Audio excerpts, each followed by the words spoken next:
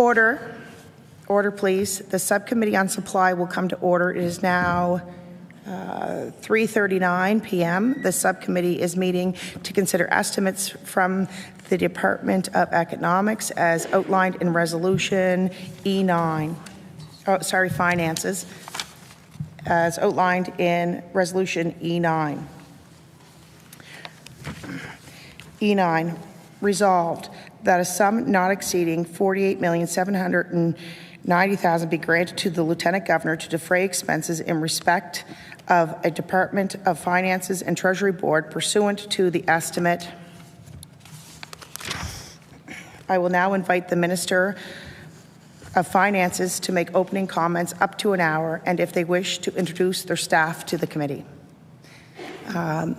Honourable Minister of Finance.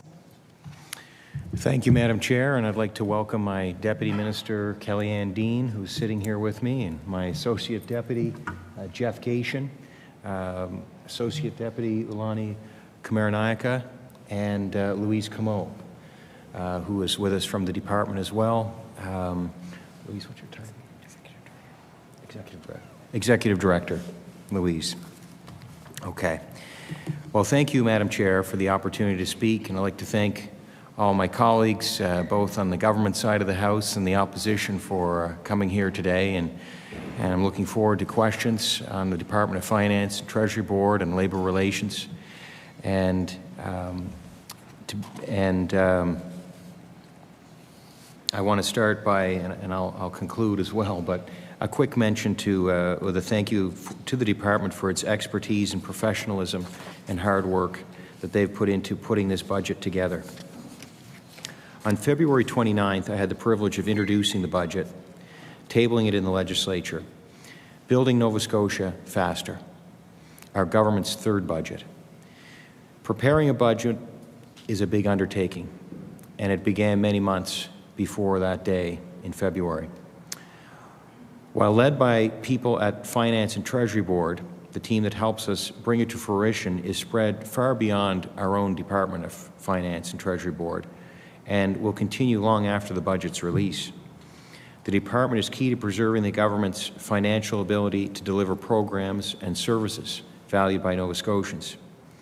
My responsibility as minister is to ensure the high standards for financial management are maintained. In addition to preparing the budget, the department works year-round to make sure the province's finances are managed responsibly. And that includes providing day-to-day financial management and leadership to government businesses, ensuring transparent financial reporting and accountability, working with departments to achieve government's fiscal objectives, regulating pensions, insurance, and financial institutions, administering the provincial tax framework, including personal income tax credits, providing economic policy advice and statistical services to help inform decision-making, managing debt, investments, and other Treasury functions, maintaining fair and open negotiations with labor unions, providing oversight and liaison of entities for which I am minister responsible, including the Nova Scotia Liquor Corporation, Nova Scotia Gaming, Nova Scotia Securities Commission, and the Utility and Review Board. Budgets are best estimates, based on our plans and expectations of what our revenue and expenses will be in the coming year. My department carefully monitors revenue and expenses as budget measures are implemented. Progress reports include budget forecast updates that are shared with Nova Scotians throughout the year. Each year, public accounts are reviewed by the Auditor General and shared with Nova Scotians. And I'm proud to say for the past 23 years, the Auditor General has provided an unmodified opinion. This means simply that our financial statements are reliable and can be trusted. Forecast updates and public accounts are opportunities to be transparent about the state of our province's finances, including allowing government to highlight what has changed in our revenue, our expenses, and economic estimates since the budget was tabled. I have confidence in our team, and every time I bring forward an update, I know it is based on the best information that we have available to us at the time. This system allows for understanding of how tax dollars are spent, and it provides Nova Scotians with the transparency they need to hold their government to account.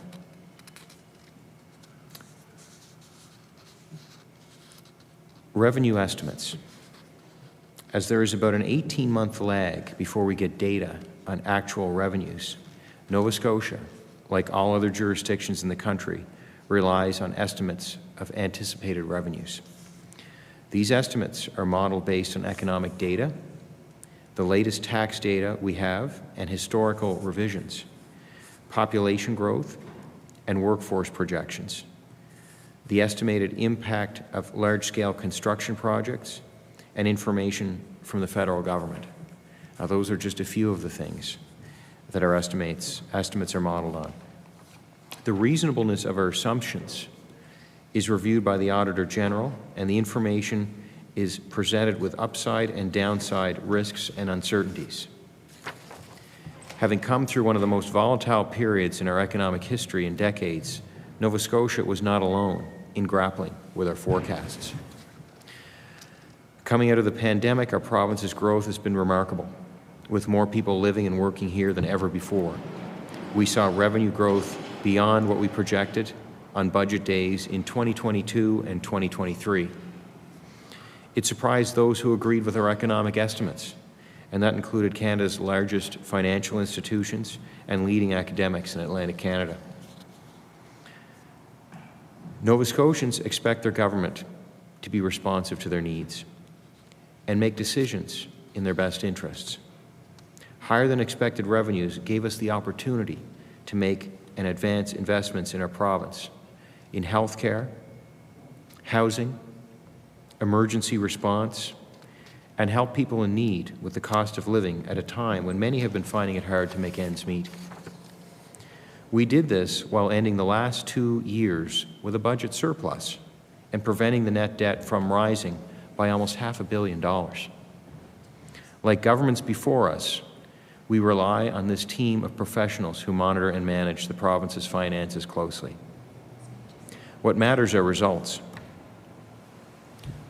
Nova Scotia is a strong fiscal performer, and we continue to receive high ratings from all the major credit agencies. This shows there's continued confidence in our fiscal management, and our economic outlook remains stable. We continue to monitor all the factors that can influence our credit rating. Banks and rating agencies have commented that Nova Scotia has one of the more resilient provincial economies. In their latest forward-looking opinions, they forecast our fiscal position to remain stable and predictable, and well-positioned for the long term. I'd like to share some highlights from the provincial budget. Budget 24-25 builds on the work we have already started and sets a path forward for the year ahead, one that our province can afford. It includes key measures people have been asking for. Briefly, I will highlight how the budget supports Nova Scotians in 3 key areas. First, our budget supports individuals and communities in ways that make a difference. This includes help with the cost of living and giving children a stronger start with a new school lunch program. Tax relief was a cornerstone of our budget, putting more money in the pockets of Nova Scotians by indexing tax brackets and the basic personal amount. This change puts an end to bracket creep and ensures the personal income tax system keeps up with inflation. The benefits will add up over time.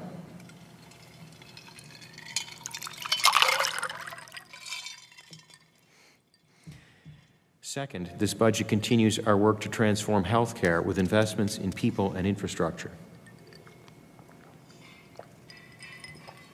Budget 24-25 invests a total of $7.3 billion across our healthcare system, giving us the resources to continue making the kind of changes that will have a lasting positive impact province-wide.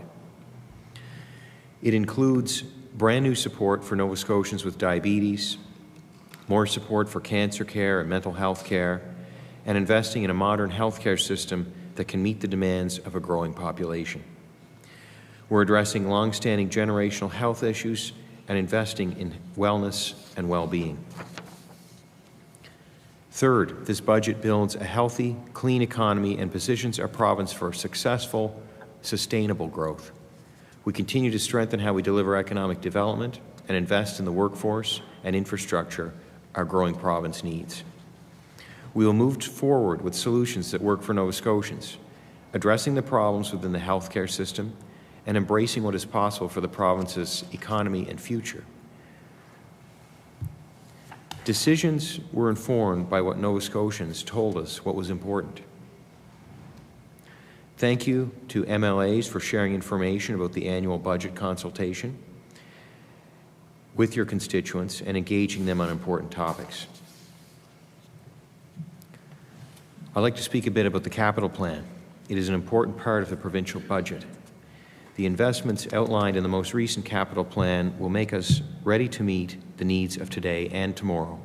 That's why we're investing in capital projects like new hospitals and healthcare facilities, schools, housing, and roads.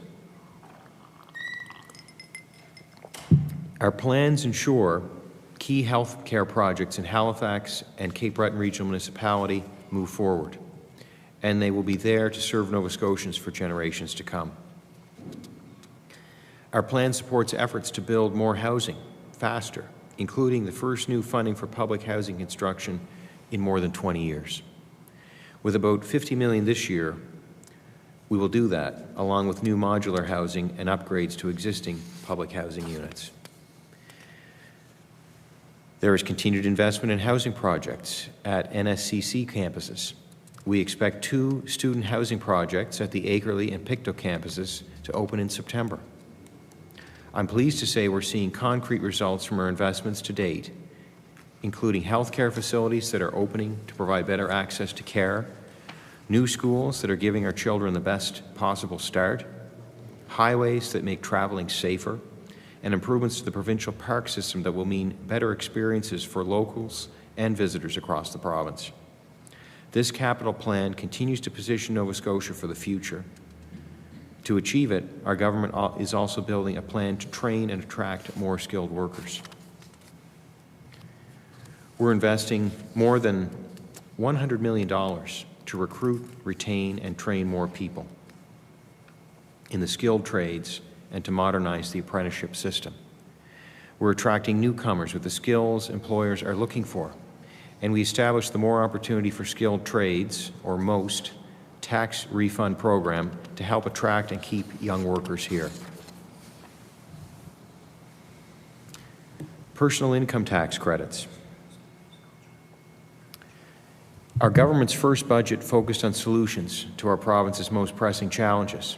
We introduced an innovative solution to help many sectors of our economy that were facing labor shortages, a tax rebate aimed at younger workers. The More Opportunity for Skilled Trades program is a refund of provincial income tax on the first $50,000 of earned income by people under the age of 30 who are employed and registered in eligible skilled trades and film and television occupations.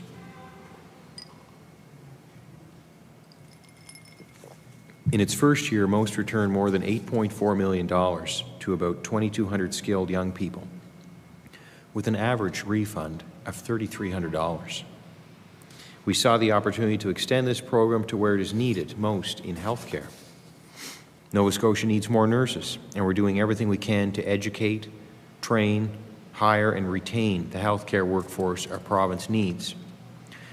Nurses are the backbone of our healthcare system, so opening the MOST program to young nurses is another way we are making Nova Scotia a more attractive place to live and work. Nova Scotia families can also benefit from other tax programs. Infertility can have a major impact on Nova Scotians trying to grow their family. These challenges are extraordinarily stressful, emotionally, and they are exhausting.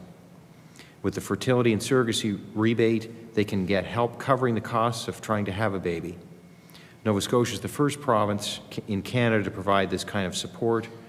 More than 220 rebates totaling $953,000 have been claimed in the first year.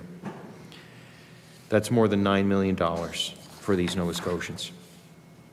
My department recently began processing applications for MOST and other personal income tax rebates for the 2023 tax year. I look forward to more Nova Scotians being aware of these supports so they can benefit from them.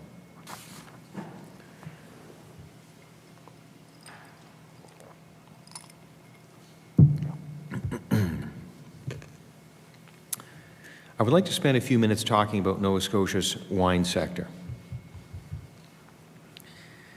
which our department supports as well.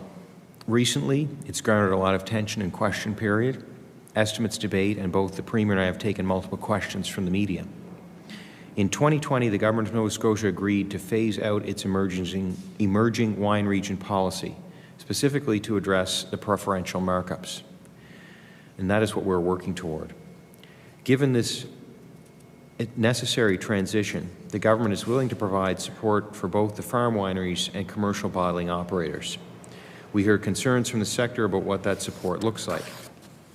Last night, the Premier held a meeting with representatives of the commercial and farm wine sector, and both Minister Morrow and I attended. The discussion was excellent, and as a result, we are pausing the commercial wine program while we do an assessment. We're always listening, and where there is a way to help the industry grow, we want to make that happen. We will continue to work with the sector to find a resolution so that both of those sectors can thrive. We all share the same goal in this province, and we are committed to working with all participants in the sector to discuss options to keep trade commitments top of mind. And we have until June 30th to finalize our programming, and we fully expect to meet our international trade commitments on time. So, Madam Chair, in closing, our government and our budget invests in priority areas like healthcare and housing. It brings tax relief and fairness to Nova Scotians. And we will continue to make the investments Nova Scotians need while responsibly managing the province's finances.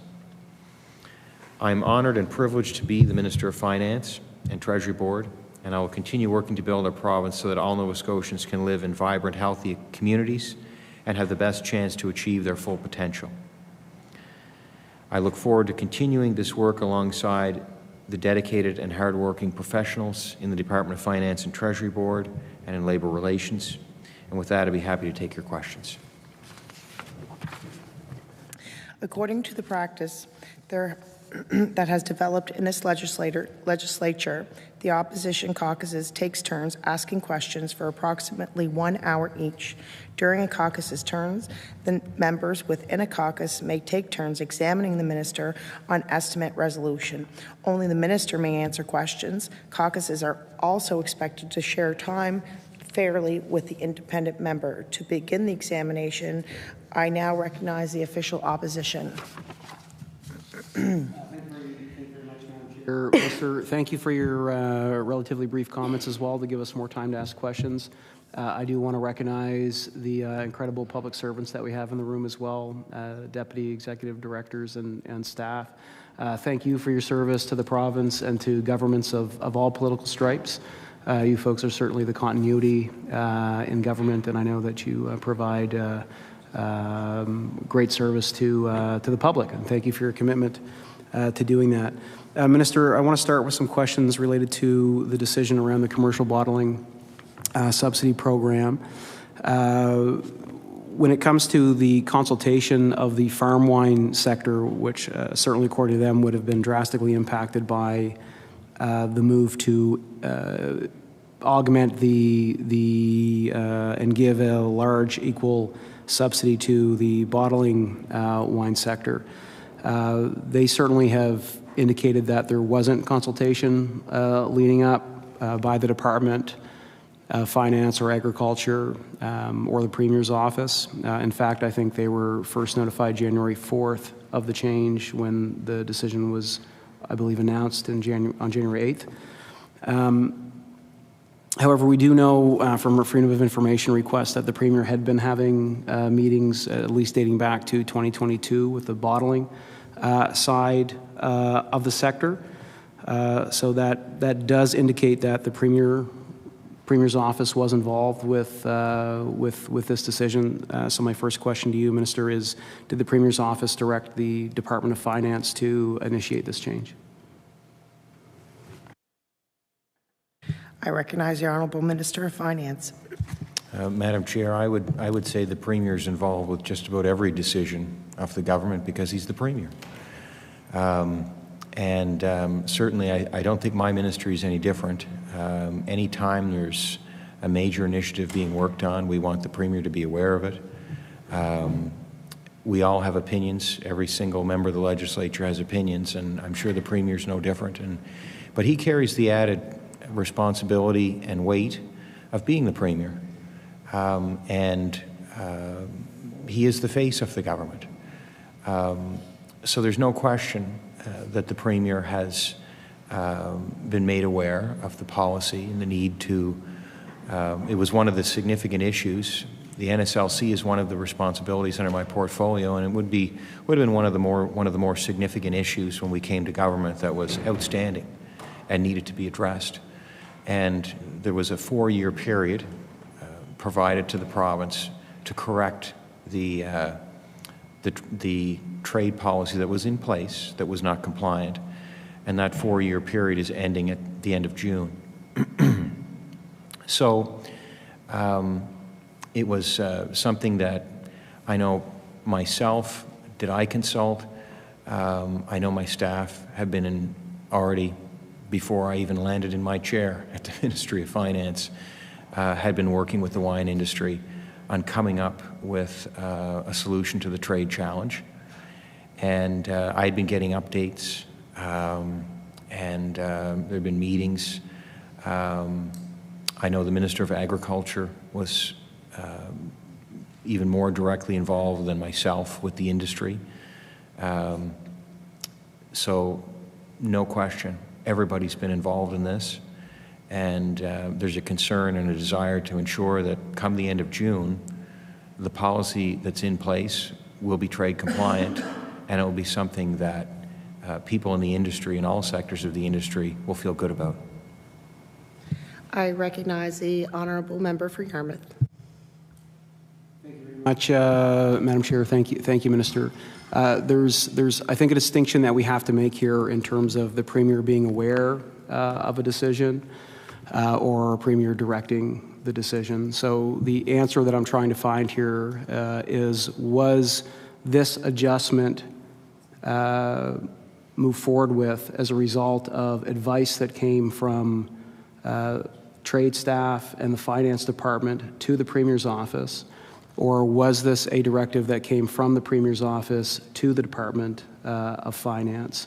And I think it's important to clarify why this is important, and the reason it is important is because it's been certainly suggested first by members of the farm wine sector that this decision was a result of the Premier's personal relationship with namely one individual who, according to the Premier, has possibly done fundraising for the Premier, and who, by all accounts, does have a close allegiance with politically and a personal friendship with. So, I mean, that's what we're trying to get at here. Did this, in fact, come from the public service as a recommendation to Treasury Board or Cabinet? Or to the Minister, I should say, because certainly don't want the Minister to breach any oaths of office. Or was this a directive that came from the Premier's office to the Department? I recognize the Honourable Minister of Finance. Madam Chair, the Premier is responsible for intergovernmental affairs. And within that portfolio are things like trade with other jurisdictions. This matter was a trade issue that needed to be fixed. We have until the end of June to fix it. So there's no question the Premier in his role being responsible for intergovernmental affairs, and that can be working with other provinces, that can be working with the Government of Canada, which in this case it would be, considering that the trade agreement was between the Government of Canada and other countries. So there's no question the Premier would have every reason to be involved as the, I guess you could say, the minister responsible for intergovernmental affairs. But these are decisions of government. We make them as a government, And in this case, we have until the end of June to finalize the solution. Last night we had a good meeting with people in the wine industry in Nova Scotia, both commercial and farm wineries. And in that meeting, I think there was an acknowledgement that everybody wants to be successful, and nobody wants to take away from somebody else's success.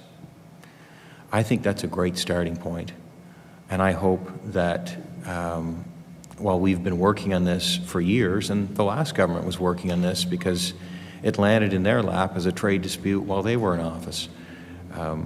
My hope, I remain an optimist, and my hope is at the end of June we'll have a good solution in place.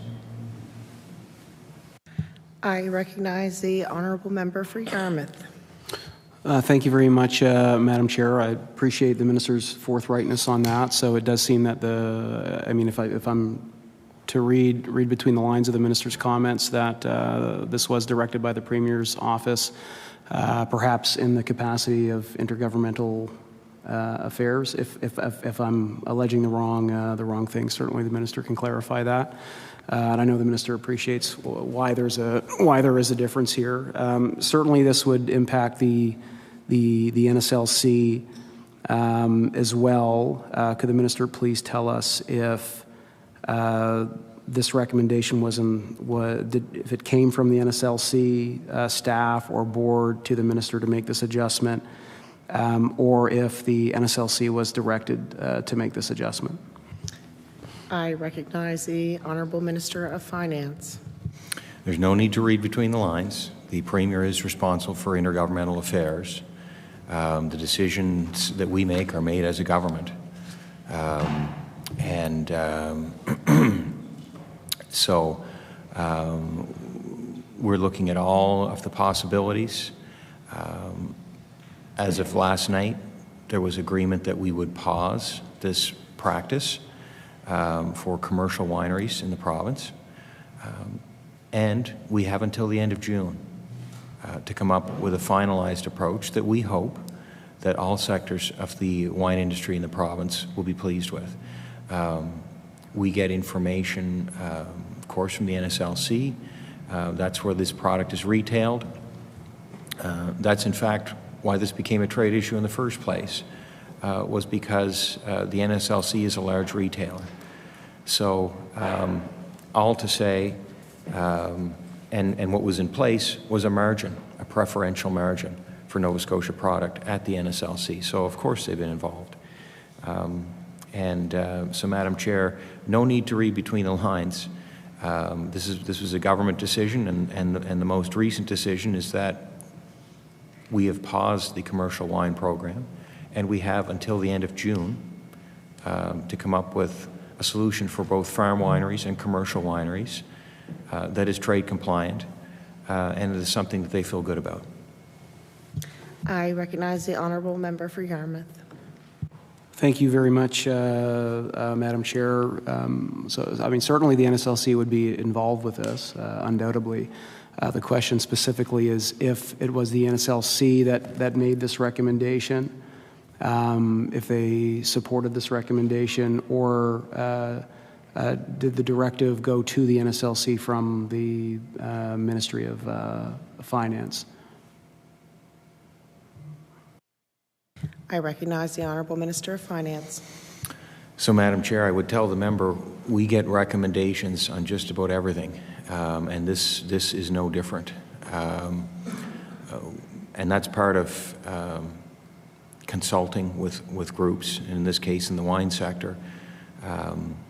But at the end of the day, what matters is the decision that's made, and we accept responsibility for the decisions we make as a government. I recognize the honourable member for Yarmouth. Thank you, Madam Chair. Did the minister direct the NSLC to make this change? I recognize the honourable Minister of Finance. So, Madam Speaker, because the margins were a feature of the trade complaint, the main feature of the trade complaint, and that because those margins exist on products sold at the NSLC, yes, those have to be changed. And They have to, we have to ensure that come the end of June, that product sold at the NSLC is priced with the same margins, no matter from where it comes, whether it's produced in Nova Scotia or whether it's produced in another part of the world. I recognize the honourable member for Yarmouth. Thank you very much, Madam Chair. Now, as I understand it, the NSLC board functions at arm's length from government and independently. So could the minister please be specific on this? Did the minister direct the independent board of the NSLC to make this adjustment? I recognize the honourable Minister of Finance. So, Madam Chair, the government is the shareholder of the NSLC on behalf of Nova Scotians. We do appoint, as minister, I would appoint members to the board. There are still some members on that board that were appointed under the last government. So when we are working with the NSLC, we would do it typically through the board. I won't get into the details of governance, but that's essentially how it works. There's a board which whomever the Minister of Finance is at any given moment makes appointments to the NSLC, and they carry out their operations, their wholesaling and retailing operations of alcohol in the province.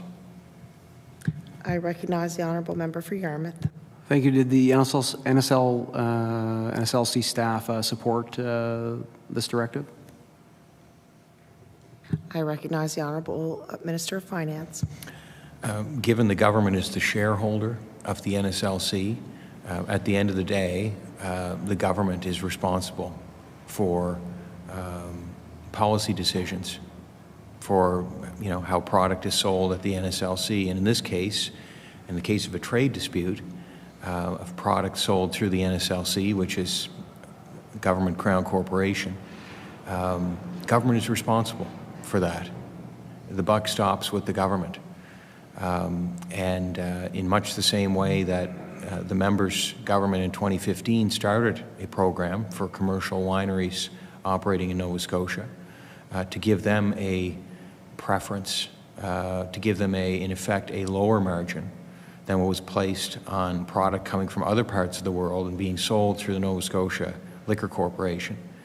In much the same way that the government that he was a part of made that decision and asked the NSLC to carry it out, is the exact same way we would do any of our dealings with the NSLC as the shareholder through the board and through their operation. I recognize the honourable member for Yarmouth. Thank you very much, Madam Chair. And certainly those efforts have paid off with major dividends for Nova Scotians. Despite the trade challenge, we saw as a result of those policy decisions a massive expansion of the farm wine sector to the point of being worth about $250 million right now. We've seen over the course of the 8 years that policy was in place, wineries pop up throughout the valley, vineyards pop up throughout the province, even including in my salty-aired fishing area of Yarmouth. In Forest Glen, we have one of the great entrepreneurs in the fishing sector actually invest in a vineyard. And it's all those companies and entrepreneurs that have really built that sector up, Jean-Guy,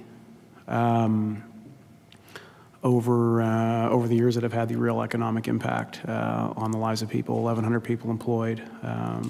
So again, I certainly know the minister's not disparaging those investments and those policies, because the proof is in the pudding with how effective they were at growing that sector in the rural economy. And the minister did mention that there was support for the bottling sector, and that's true, but it was marginal. And I do want to clarify the record in here on that. Marginal markup compared to what was being offered to the farm wine sector. I believe the bottlers, again, who primarily import product from other jurisdictions, that's also in many jurisdictions subsidized to be grown. They can their cost for building for filling a bottle is probably $8 per bottle or something like that.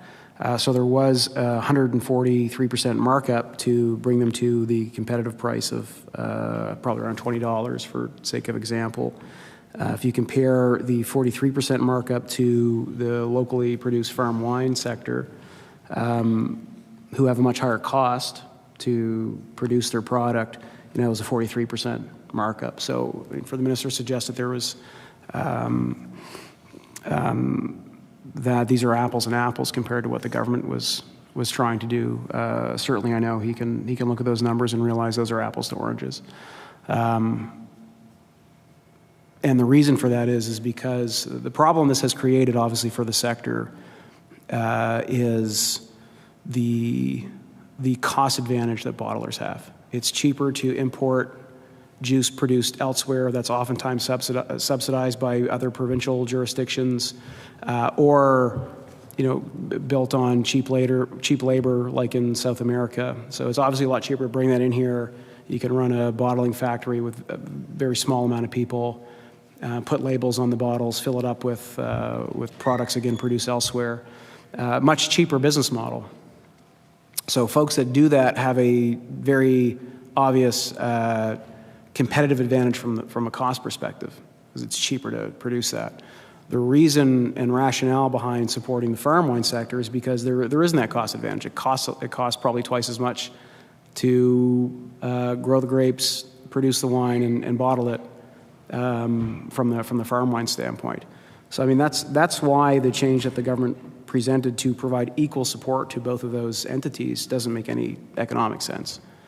I think that's very obvious to anybody that looks at the numbers. So the real question is why was this made? I mean, it's been obvious that there's no economic analysis done by the Department of Economic Development. The trade issues have been kept secret, according to the Premier and the Minister. And people are left to speculate, certainly, without having that level of detail. So my question to the Minister is, moving forward, does he recognize the competitive advantage that the bottlers already have and the cost discrepancy between bottling here and farming and producing here?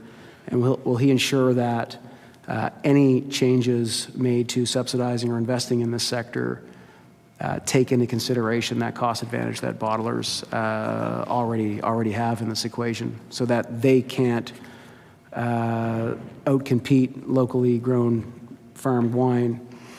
And because certainly the last thing we want to see is to lose all that incredible vineyard product and quality product that's winning awards, to lose that to become a bottling factory here in Nova Scotia. That certainly doesn't seem good for the economy. But will the minister commit to ensuring that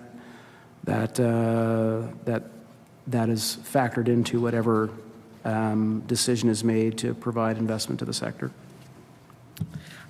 I recognize the Honourable Minister of Finance. So, Madam Chair, there's nothing being kept secret on the trade issue. It is very clear that the margins that were in place at the NSLC, which gave a preference to Nova Scotia product, both the farm wines, but also the commercial wines, which was done in 2015, and I was referring earlier to what was done in 2015, when the previous government gave a benefit to commercial wineries in this province, who are importing, oftentimes importing grape juice from other parts of the world into Nova Scotia and using them to blend and to create wines here.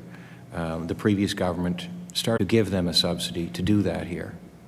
Only they can answer why they chose to do it at that time. So the trade dispute there's no secrets. It is absolutely to do with the margins on the product. We cannot have the NSLC as a government retailer selling product where it gives a margin preference to Nova Scotia made product. There are no secrets. That is what has to be fixed.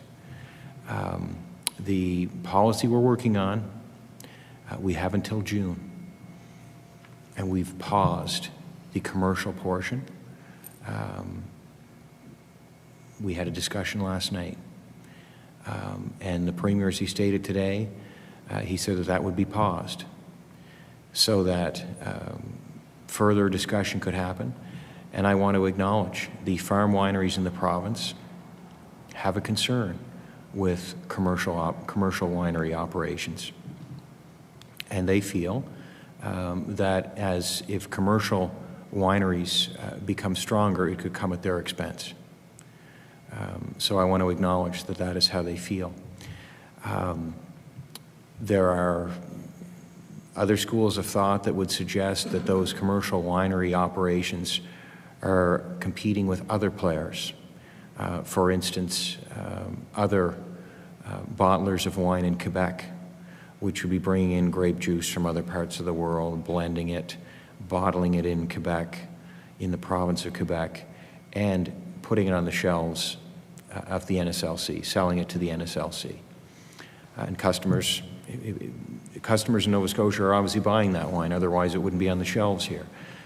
So all to say, there's no secrets about what's going on, about the trade issues. We have until the end of June to fix it.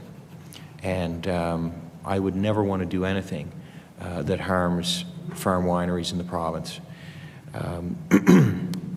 The other hat I wear is Minister for Tourism, Culture, Communities, Culture, Tourism and Heritage. And farm wineries offer an experience in this province that is very valuable, and it brings in a lot of receipts for tourism dollars in the province. We need authentic experiences, the kinds of experiences that these wineries offer. And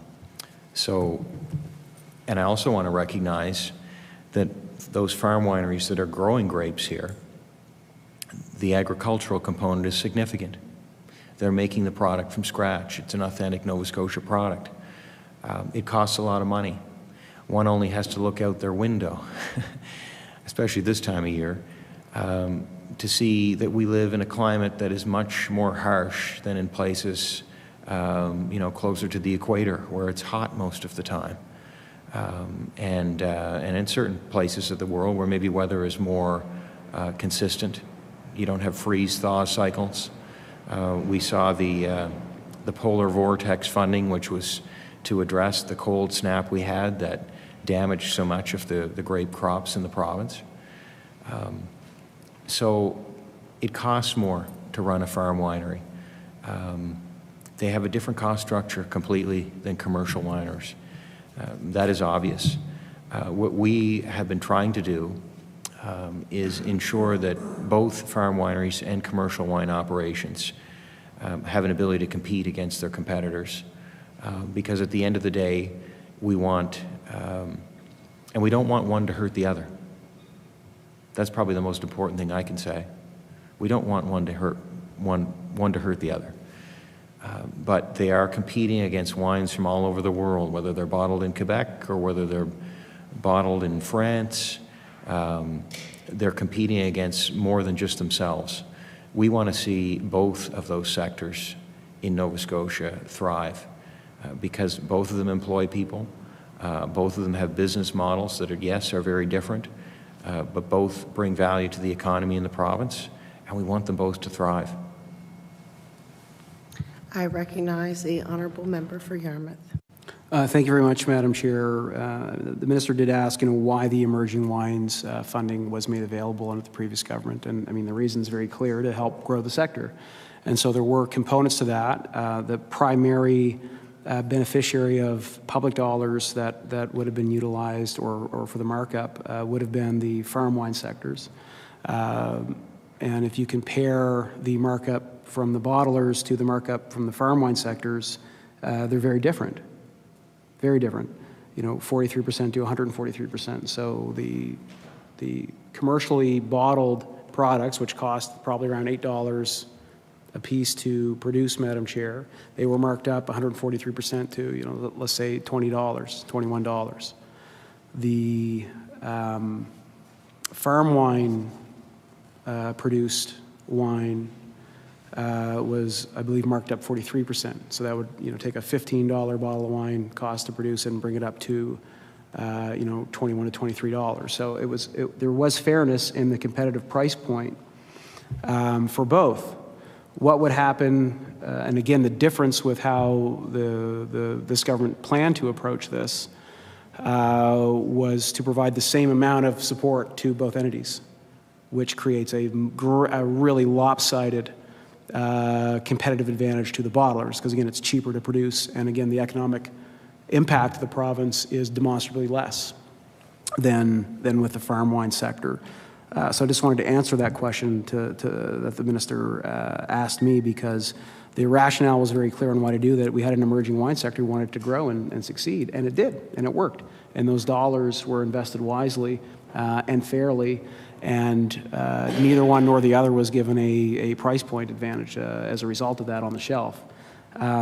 It is clear there was a trade issue that came up from that, but what's not clear is why the government decided to increase the support to the commercial sector, because that certainly wasn't prescribed in the trade deal.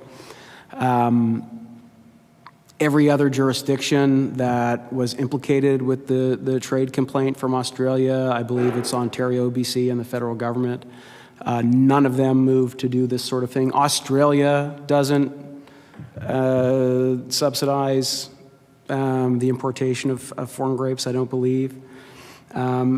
Those other sectors that were implicated in this provided support through the Agriculture Department, which seems to protect government and sectors from trade challenges. The fact that this program was then moved into the Finance Department and instead of being done through agriculture, I think created more trade issues potentially.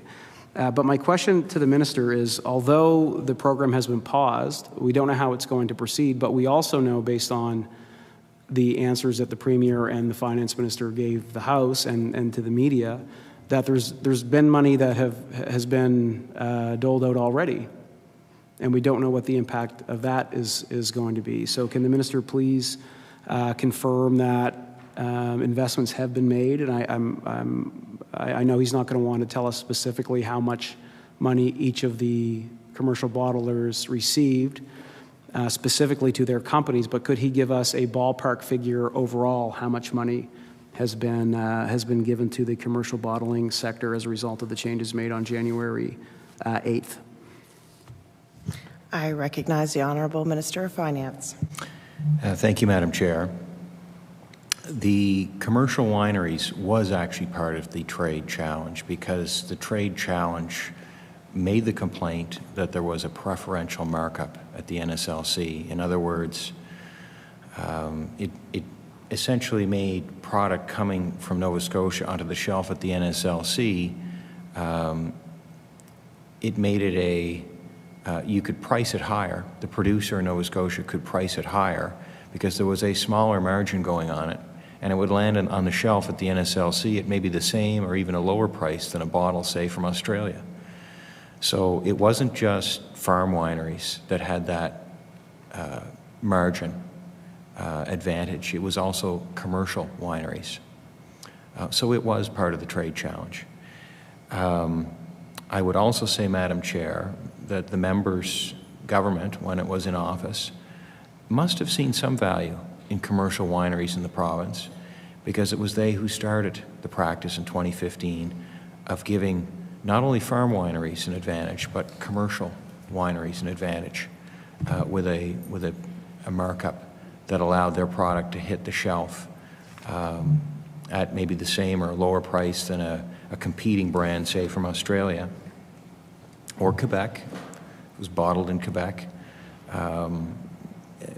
with the producer able to get more money for that bottle that it was selling to the NSLC, because it could come in at a higher price to the NSLC because there was a lower margin going on it at the NSLC. So the member's own government must have seen some value in commercial wine bottled in this province, because they started the policy in 2015. So I think the most important thing I can say is that our government doesn't want to do anything that hurts the farm sector, winery sector in this province. We have until May 30th to come to a solution that satisfies trade compliance for Australia. And my hope, I remain optimistic, my hope is that both farm wineries and commercial wineries in the province will feel good about what's in place. I recognize the honourable member for Yarmouth. Again, I mean, we've clarified this, so there was emerging wine support for both sectors, but the scale was not the same, and the minister knows that. And the difference with what the minister directed the NSLC to do was to give the equal amount of support to both when the return is not the same. So again, 143% markup for the bottlers, a 43% markup for the farm wine sector, to again bring the prices to competitive levels. That's very different than giving each group the same amount. And I know the minister knows the difference there. I do think the government hopefully is now recognizing the potential damage that they almost caused to a really critical sector that, again, was very well supported by the previous government, and also did really well because of their own entrepreneurship, investment, and the great products that they're producing primarily. And I think the reason they're just discovering this now is because the first time the Premier met with the farm wine sector and representatives from the grape growers was just last night. And it took 3 weeks of sustained public pressure and outcry and backlash for the Premier to take on that meeting. The farm wine sector, the grape growers, they were brought into this conversation 4 days before this announcement was made. So again, had the minister, multiple ministers of agriculture, finance, and the Premier met with the sector constructively far in advance of this decision, they would have known the scope of the potential damage that they could have created. I want to compare that, Madam Chair, to how long ago the Premier met with the commercial bottlers. It was in 2022. It was 2 years ago, where the Premier of the province directly met with those folks. And so you see a major discrepancy in consult and priority given to one side of this compared to the other. And certainly it seems that favoritism was played on this file. That does seem very, very clear to me on this. But hopefully this will be a change of direction. This is certainly a file that we're going to continue to pay attention to because it is a very consequential one for the rural economy and for the tourism economy and for ensuring that we continue to produce high value, high quality product that continues to gain recognition around the world and win awards and bring great attention and hopefully further investment to our province. On the tourism front, certainly there was another controversial decision around Cabot Links. This is something we registered concerns about, certainly with the location of the Cabot Links expansion. But one question I do have is whether there's a process for those sorts of expansions, or if the decision to not allow Cabot, because at one point the Premier said Cabot Links could put an application in, it would be looked at, and then the Premier intervened and said, no, it's not going to happen. Was there a process for this? Was there an application for this? What led to the decision to not allow the Cabot Links expansion? I recognize the Honourable Minister of Finance. So I think I heard two questions there. I'll start with the first, just back to the wineries. The member referenced the difference, and the difference was on levels of support between support for farm wineries and supports for commercial wineries, and that was the issue that was the main issue that was discussed last night in our meeting, and that's exactly why we paused the program for commercial wineries in the province. I think all of this really stems from the fact that there are different viewpoints to who competitors are. The farm wineries see the commercial bottlers as their competitors, or some of their competitors, and the commercial bottlers see commercial bottlers in other places like Quebec as being their competitors. So I really feel that's where the root of the disagreement between those two sectors of the wine sector, that's where it's coming from. There's a difference of belief in who competitors are. And nobody knows their competitors better than the businesses themselves. So I'm going to leave the answer to who knows their competitors best to the people that are in that business. But we heard their viewpoints last night, and that's why we paused the commercial wine program. And you know, I feel we're trying to be responsive. And as the member had said before we moved on to the other issue, you know, we agree. We want the farm winery in this province to thrive.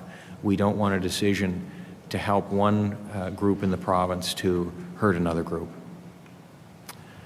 So moving on, the other question was about Cabot Links.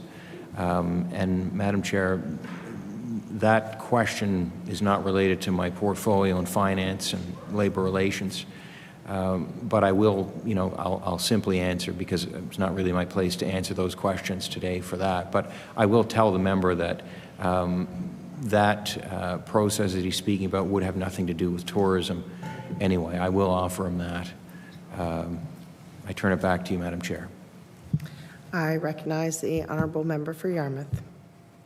Thank you, Madam Chair. I want to thank the Minister for his candor and for answering questions, and I will pass it off to my colleague, the member for King South. I recognize the honourable member for King South. Thank you very much, Madam Chair. Welcome, Minister, and to your staff here today. Minister, I want to begin by just trying to gain some insight into your thinking as Finance Minister. When we question you about the financial management of the province and the spending, the additional appropriations, your response is, we're spending on what Nova Scotians want. We're elected on health care. Premier is saying we're going to spend whatever it takes. So the question is, with respect to the financial health, you're not the health minister, you're not the Premier of the province, you're the finance minister. Who's responsible for the fiscal health of the province? I recognize the honourable Minister of Finance. Thank you, Madam Chair. The minister responsible, well, I would actually say every minister is responsible for the health of the financial health of the province, because every minister has a role of oversight over their department to ensure that money is spent prudently, that there's value for the taxpayer, to ensure that any investments that are made are getting the desired result. The Public Accounts Committee plays a big role in that.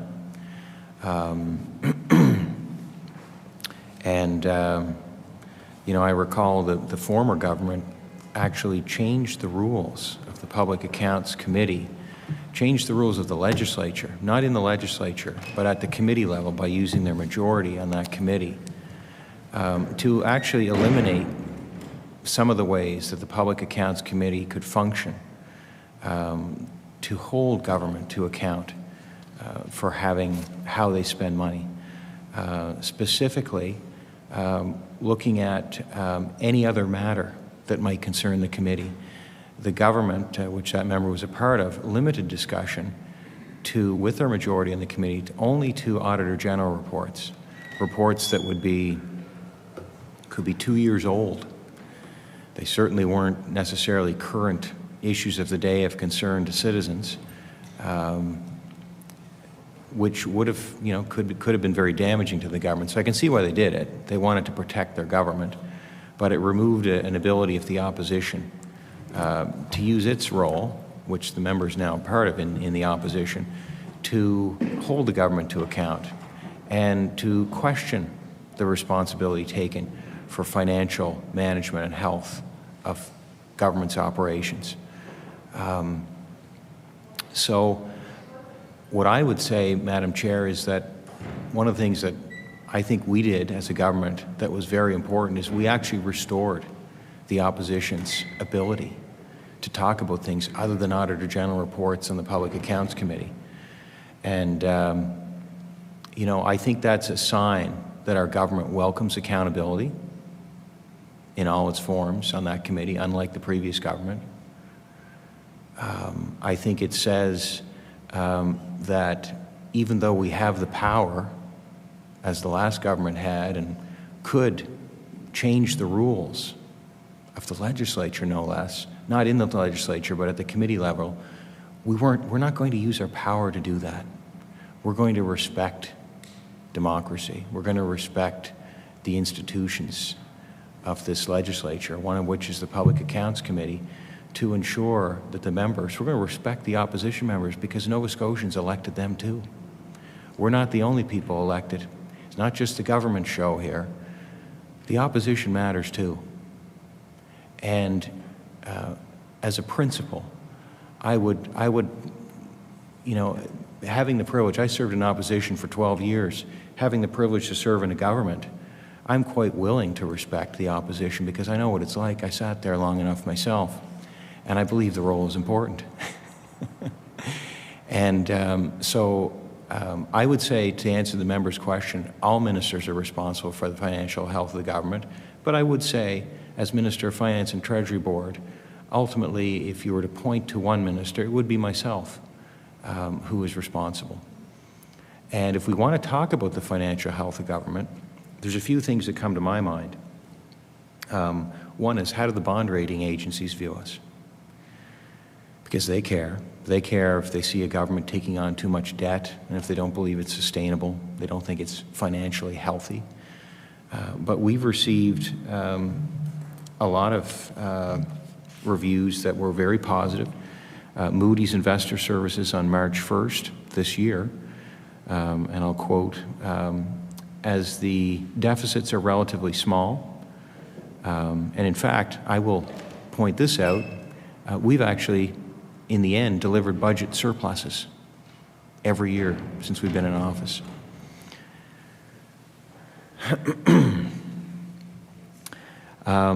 As the deficits are relatively small, and I think they're referring to the ones that we budgeted for, not the fact that we actually delivered surpluses. As the deficits are relatively small, several key metrics, including debt burden and interest burden, do not differ significantly from our previous forecasts. And of course, Madam Chair, some of those previous forecasts would have been done under the previous government, under that member's government. So as a result, I continue on with the quote here, we view the budget as credit neutral. Nova Scotia exceeded its budget target for fiscal 23-24, which creates a more favorable starting point for the updated fiscal plan relative to our previous forecast. The deficits in the budget plan remain largely driven by higher spending, partly to meet demand from the growing population, but also to address affordability concerns and strengthen key social programs. The risks, therefore, will be tied to how well the province manages spending pressure, especially if revenue is lower than budgeted. Debt accumulation over the fiscal plan is driven by a combination of the operating deficits as well as financing needs for capital. I'll just depart there from the quote for a second, Madam Chair, and I'll state that the previous government also intended to make significant capital investments, particularly in healthcare. We think about in Cape Breton Regional Municipality, we think about in the Halifax Infirmary, I think of the Cape Breton Regional Hospital and the Halifax Infirmary. So those investments were going to add a lot of debt to the province's books, Madam Speaker. But we agree, I think, with the last government, unless they've changed their mind, that those investments are necessary. And even more necessary today, because in the last 3 years, our province has grown significantly in terms of population. I'll just go back to the quote here from the rating agency itself. Risks therefore reflect those stemming from an inability to adhere to the debt accumulation over the fiscal plan is driven by a combination of the operating deficits as well as financing needs for capital. Risks therefore reflect those stemming from an inability to adhere to the operational plan as well as cost overruns on capital. The debt burden and interest burden remain, however, well positioned to absorb likely pressure that might arise. And they conclude by saying we also expect the interest burden to rise to 5.1% in 27-28 from 4.2% in 23-24. These levels remain consistent with our previous forecasts and are well aligned relative to similarly rated peers. So that was Moody's Investor Services. Morningstar DBRS on March 2nd of this year, they said the following: the surprise surplus position from the prior year will be upended by higher planned spending amid a global macroeconomic slowdown, which is expected to lead to rising debt and constrained flexibility over the medium term. However, we note that Nova Scotia entered this downturn with considerable fiscal flexibility, a relatively strong balance sheet, and a resilient economy which will help offset any modest deterioration in outlook. Despite acceleration in program spending and rollout of significant tax relief measures, alongside an absence of any plan for a return to balance, however, the deficits are expected to be manageable given the province's balance sheet flexibility. Nova Scotia's economy is one of the more resilient provincial economies as it acts as a regional service centre for the surrounding provinces and continues to experience strong population flows. Following a slowdown in economic growth in 2023, momentum is expected to pick up over the next few years. Growth continues to be underpinned by ongoing population growth, an uptick in residential investments, easing of inflationary pressures, and continued recovery in the tourism sector. Downside risks to the outlook stem from persistently high interest rates, commodity price volatility, global geopolitical uncertainty, and supply chain disruptions. And I could also go on about Standard & Poor's rating, but I think I've made the point that I want to make, is that the rating agencies look very favorably upon our province. So if the member is trying to suggest that I, as being the minister responsible, am responsible for the fiscal health of the province, I would say to you that the rating agencies would tell a story that we are in very good fiscal health. I would also add that every year since we've come to government, we've ended up with budget surpluses, not deficits, but surpluses, which, of course, are used to help to pay down the potential growth of debt. So, Madam Speaker, we've done it all while investing. Probably the most significant achievement of our government or the significant hallmark, what we would look to, is the healthcare system and our efforts to fix it. And we've done all of what I've just said while budgeting 36% more with this most recent budget than the previous government did in its last budget just 2.5 years ago, or 3 years ago now, I guess. I feel good about the fiscal health of the province, and I feel good about the fiscal future of the province, Madam Chair. Thank you. I asked that when you're done with that document, if you could please table it for record. I recognize the honourable member for King South. Thank you, Minister. You're proud of your work. The Royal Bank came out with a review of Nova Scotia's budget. Headline: more investment in healthcare at the expense of fiscal health, noting no commitment to balanced budgets, placing the trajectory of the province's debt to worsen over the medium term, placing Nova Scotia among Canada's more indebted provinces in terms of share of GDP. I'd like to ask the Minister, your budget shows the increasing debt to GDP ratio, and we understand why that is with the investments in healthcare that you're planning. At what level do you become concerned of the debt to GDP level?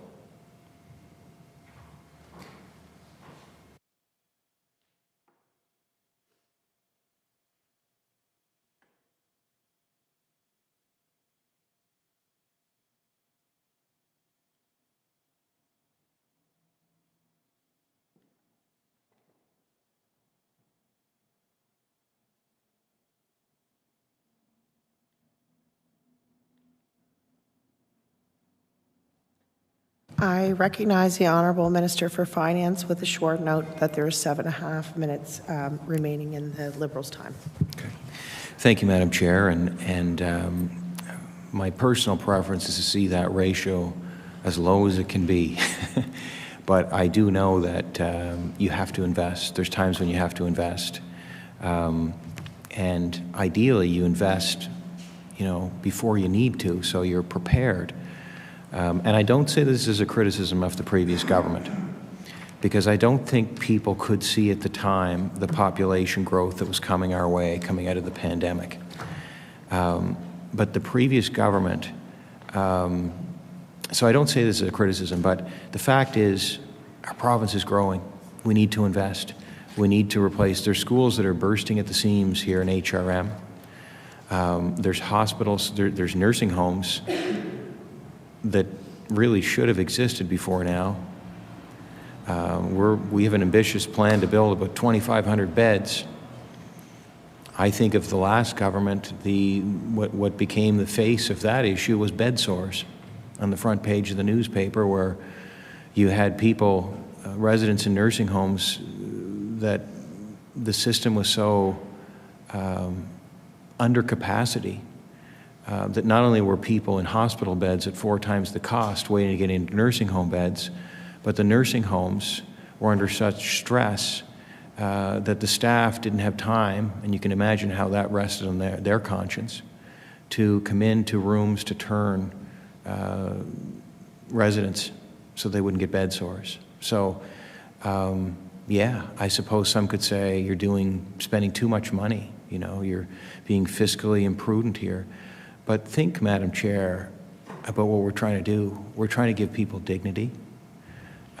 Yes, we're spending a lot more in health care, but, Madam Speaker, or Madam Chair, we're a growing province. The system wasn't set up in health care for the population we had, let alone the one we're going to. So I like a lower debt to GDP ratio, yes, but I also have an open mind to understand that there are times when investment is needed. And the investments that we're making, that ratio is not growing because of deficit spending, because as I've just said, we've had surpluses. So it's growing, why? Because we're making capital investments in things like hospitals, schools here in HRM. We need to make investment in schools. That's in the future. It's in our capital plan. Education can speak more specifically to those investments, but all to say that debt to GDP ratio is growing because we're investing a lot more. We're making, I think the term we've been using is generational investments, because we got a lot of life out of some of the healthcare facilities we had. It's time they need to be renewed, and it's going to cost money. But if we want to have a good healthcare system, if we want to have schools that are big enough for all the kids that are in them, we got to invest in them. And I will point this out, Madam Chair, that our debt to GDP ratios, as you can see in this budget, on page 7 of the budget 24-25 document. This is I guess that's all that's on the cover over here. The business plan, I think it's the business plan, right? The main budget document, okay, as opposed to the supplementary and estimates, thicker document. If you look at the debt to GDP ratio, yes, it's growing, but it is actually, even despite its growth, it's still lower than what the previous government had budgeted for. So if they were okay with it going higher, when the member was part of that government, yes, it's growing, but it's actually lower than the last budget they tabled in the legislature, which showed it growing even more. I recognize the honourable member with, for King South with 3 minutes remaining. Thank you, Madam Chair.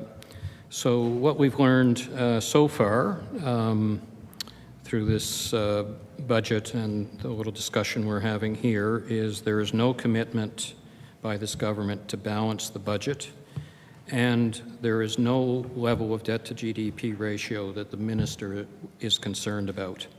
The minister is concerned about spending, spending, and spending. So let's look at that four-year fiscal plan, and I'd like to understand what is in that with respect to the capital projects. So we have a four-year fiscal plan. Is the Halifax infirmary expansion project and the costs associated with that of $2 or $3 billion, and perhaps you would like to reveal what that number is currently estimated at. But the most important question that you can respond to Nova Scotians on is that multi-billion-dollar project in the fiscal plan?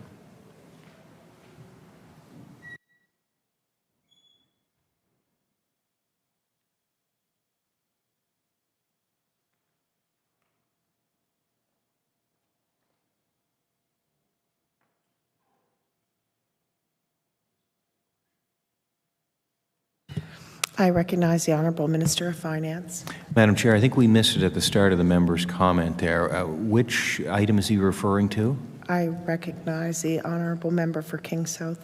The big one, the Halifax infirmary expansion, known to be 2 or 3 or more counting, in which there is a hope to complete that project in the next 5 years, according to the minister.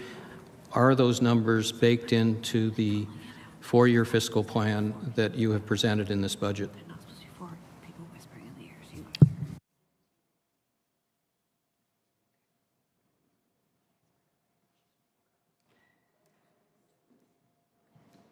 So I recognize the Honourable Minister of Finance with a note that there's only allowed 2 department staff at one time.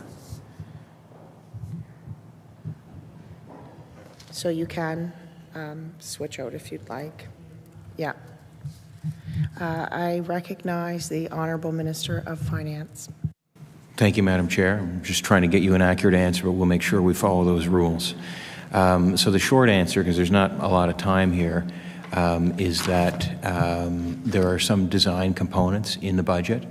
The reason that the entire project is not included is for competitive reasons, because eventually we're going to have to go to market. And if we start showing what we believe the cost may be, we're sort of revealing our hand. And of course we want... Order. The time has expired for the Liberal caucus. It is now time for the NDP. I recognize the Honourable Member for Halifax Citadel Sable Island. Great, thank you. So, you know, this government was elected with a bunch of slogans and a platform, such as the payroll rebate and Nova Scotia Loyal, and the most is really the only thing that's actually been implemented at all. So I'm wondering if the minister can tell us what the total number of applicants and rebates paid out in 2023 was.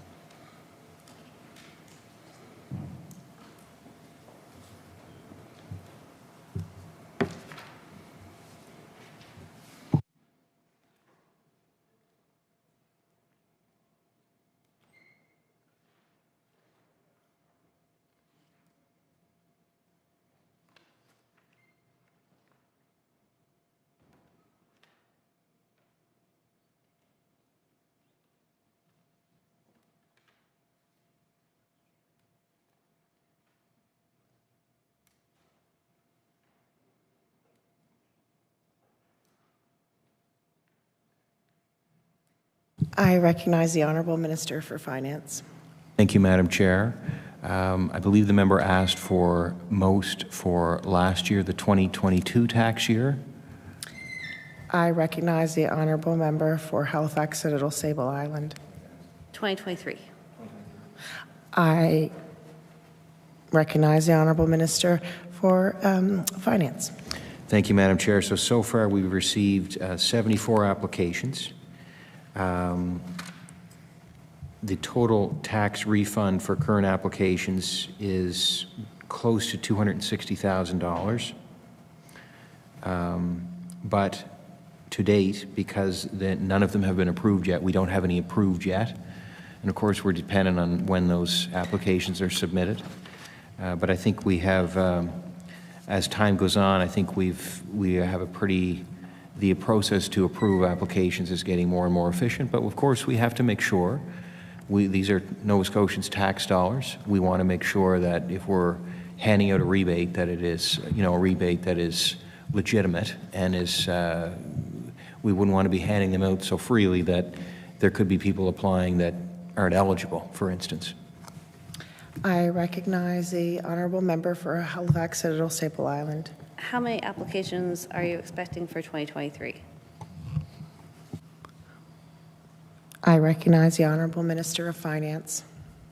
So this may help to provide some context. In 2022, we had close to 2,600 applications. But 2023, we added a significant group of people, and that being nurses. So they're now eligible. So we expect to receive a lot more applications this year. I don't think we have a... So I'm seeing, we would expect about 2,600 nurses totaling. Okay, so about 2,600 nurses plus, I would expect similar to last year. So you're getting in the neighborhood of maybe 5,200 applications. Yeah. I recognize the honourable member for Halifax Citadel Sable Island. And so the expectation of 2,600 nurses, what is that based on? I recognize the honourable minister of finance. Well, it would be nurses, obviously under the age of 30. How do you know how many? And well, I have a lot of faith in my staff here, and I can tell you it's not me that's doing it because I wouldn't know offhand. But I would say that I can probably get an answer from a very capable person beside me, Ms. Kumaranaika.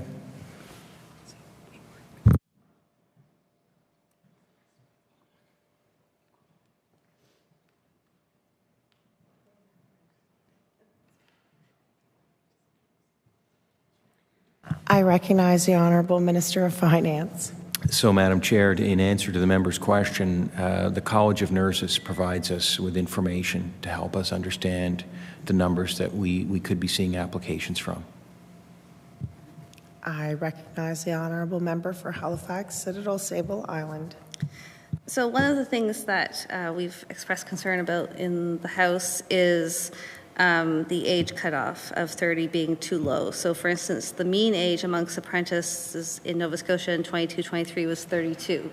Thus, they would not be eligible for this incentive.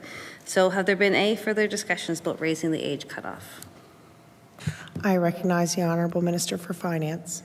Thank you, Madam Chair. And this was an idea that was put forth as part of the platform in the election campaign of 2021.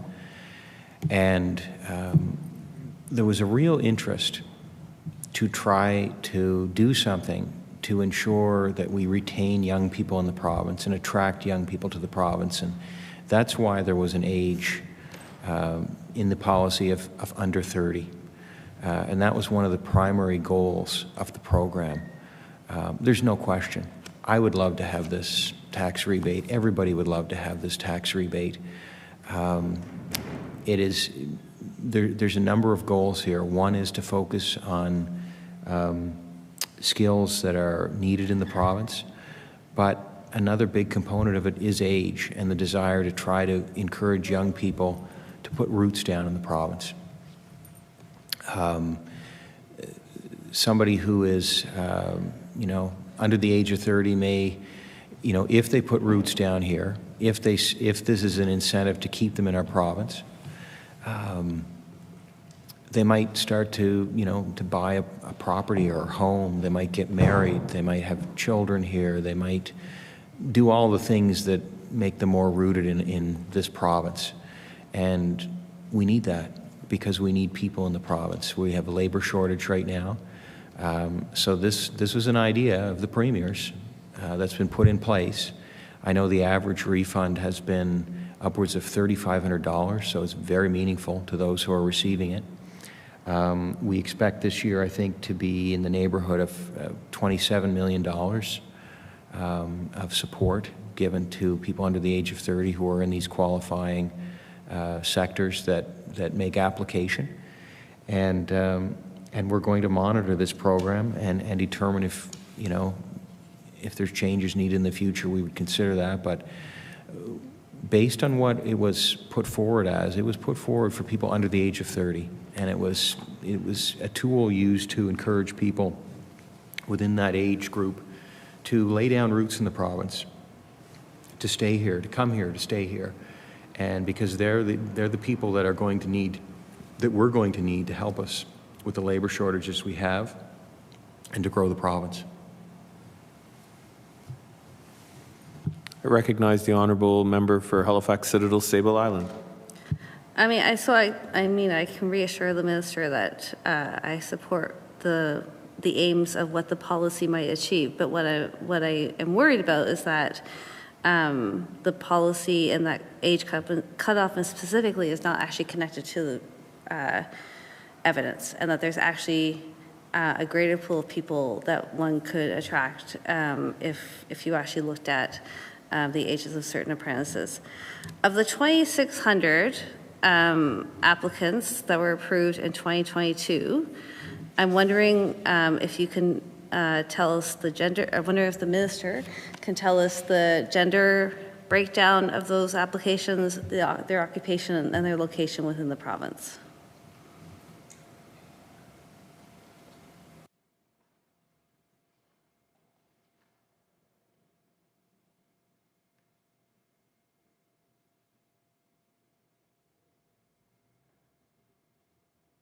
I recognize the Honourable Minister of Finance. Thank you, Mr. Chair. With respect to nurses, it would be predominantly female. There's about 4,000.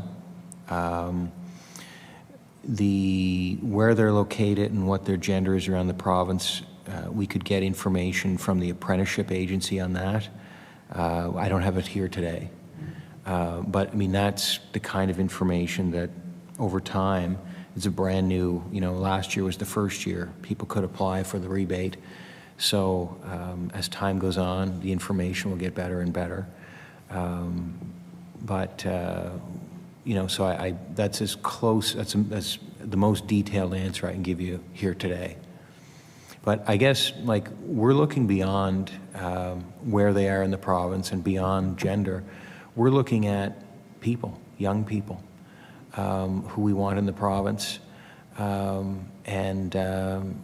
with a goal of trying to get them to lay roots down here because we need them.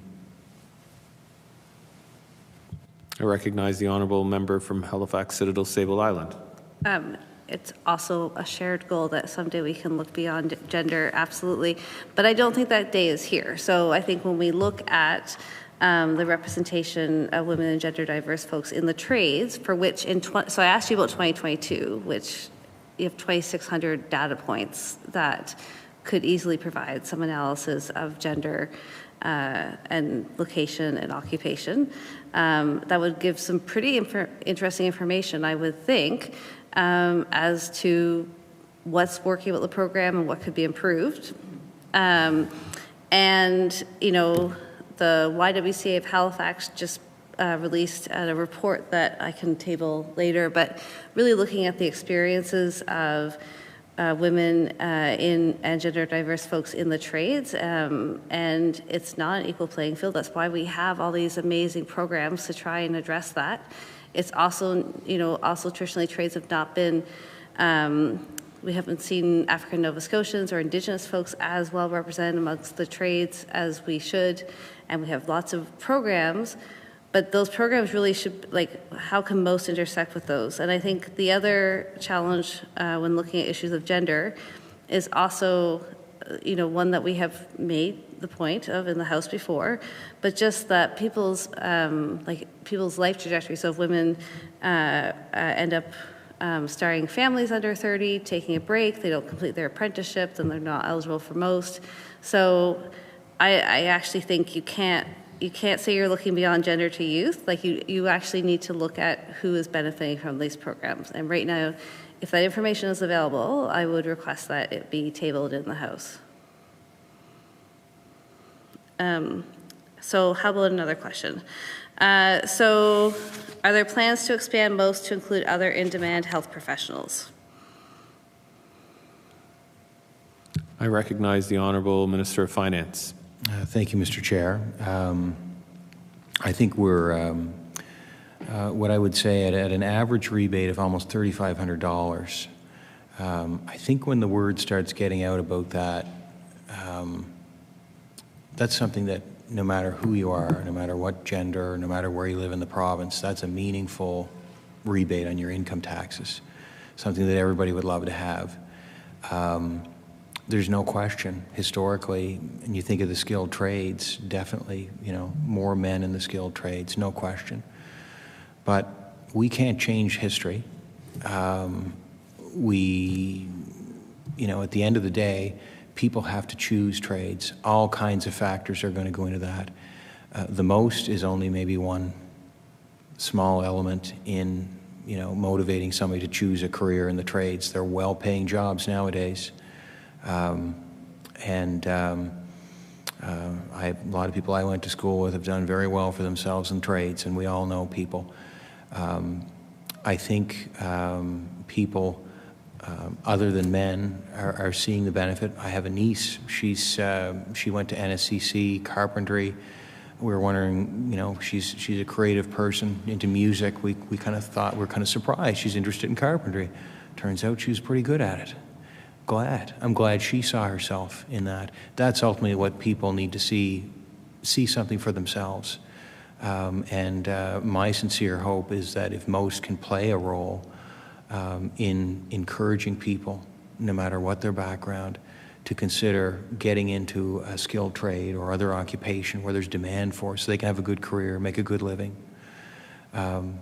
If most plays a role in that, I'd be very happy if it does. But its focus, as it was put out, was on people under the age of 30. Will it be expanded to other areas? I think that's something we will always look at, and certainly open to that. I recognize the Honourable Member for Halifax Citadel Sable Island. So I'm wondering if the Minister can talk a bit about what the plan is for the most program as income tax brackets get indexed, so that how to keep up the incentives that they feel most have, that the Minister feels most has.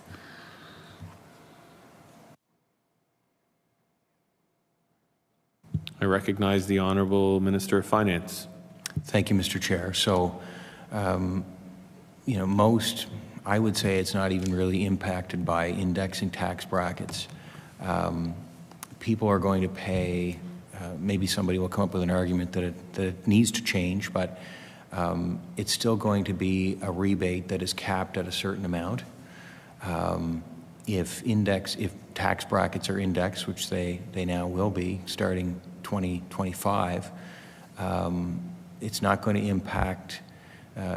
People may have a lower income tax bill, but people will still be able to collect the same rebate based on their taxes that they owe. I recognize the Honourable Member for Halifax Citadel Sable Island. So in the fall, the minister indicated that he would be interested open to looking at whether or not a senior's income benefit could be implemented in Nova Scotia. And I'm wondering if the minister has an update on this. So has the minister worked with CRA to determine what that would look like in terms of rolling it out? And has a jurisdictional scan been completed to look at the 8 other jurisdictions in Canada that have this type of benefit that provides funding automatically to seniors based on their income tax return? I recognize the Honourable Minister of Finance. Thank you, Mr. Chair. And I remember the day that I had the scrum on that. And I would say that I saw the stories that reported that, and I didn't feel like what was reported, in a rare instance, was what I said, but I also wasn't able to go back and look at what I said. All to say that we did something new as a government with the Seniors Care Grant, something that was never done before, and it was to help seniors in their homes. That is something new. It's something that has been well received by Nova Scotians. My constituency offices helped many of my constituents access that level of support. But no, I've not done any further work to the member's question because it's not something I felt, and I certainly didn't intend to commit to at the time. But not having the ability to go back and look at the actual language is not something I intended to communicate. I will say that at the time. I recognize the Honourable Member for Halifax Citadel Sable Island. I mean, there were certainly a lot of challenges with this year's seniors benefit in terms of, it creates a huge amount of work for seniors themselves. It also, I know we were all in our constituency offices flooded with requests for help and access. And then, although the amount of applicants was expected, it wasn't actually anticipated, and thus there was a long lag time for a lot of seniors to access the funding. So I guess from our perspective, the program, it is important to support seniors, but there's probably better ways to do it. And so, is the minister going to look at any other options for supporting seniors?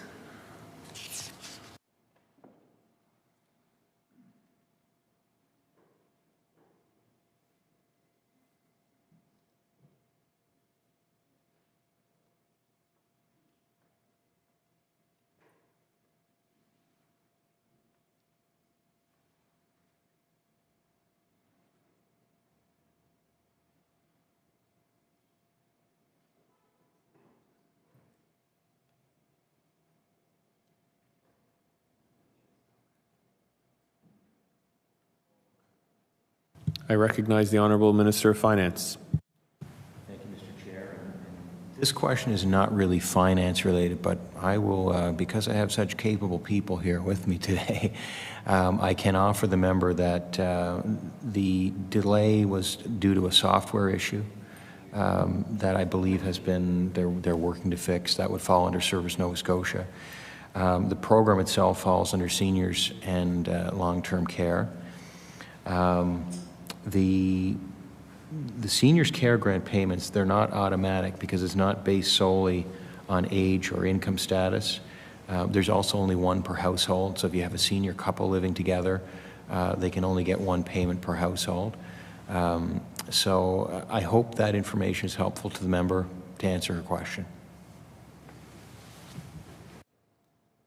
I recognize the Honourable Member for Halifax Citadel Sable Island. Thank you.